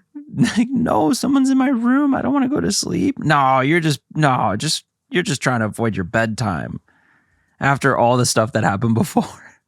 Oh my God. I'm curious how the sounds are made. Like the loud boots or the loud dropping of some heavy object. How does it manifest itself into a physical? With no physical object. Good question. I'm always like, I want to know Energy. more. There's always mental energy. It's powerful. I just sent an email asking for pictures. Nice. Yeah, I'm really, it's really scary. The door flying open is one thing, because I just actually heard about this syndrome. It's called exploding head syndrome. And I had no idea about this until recently. And exploding head syndrome is a sleep disorder. Although it sounds painful, you feel no pain. You hear a loud noise or explosion in your head.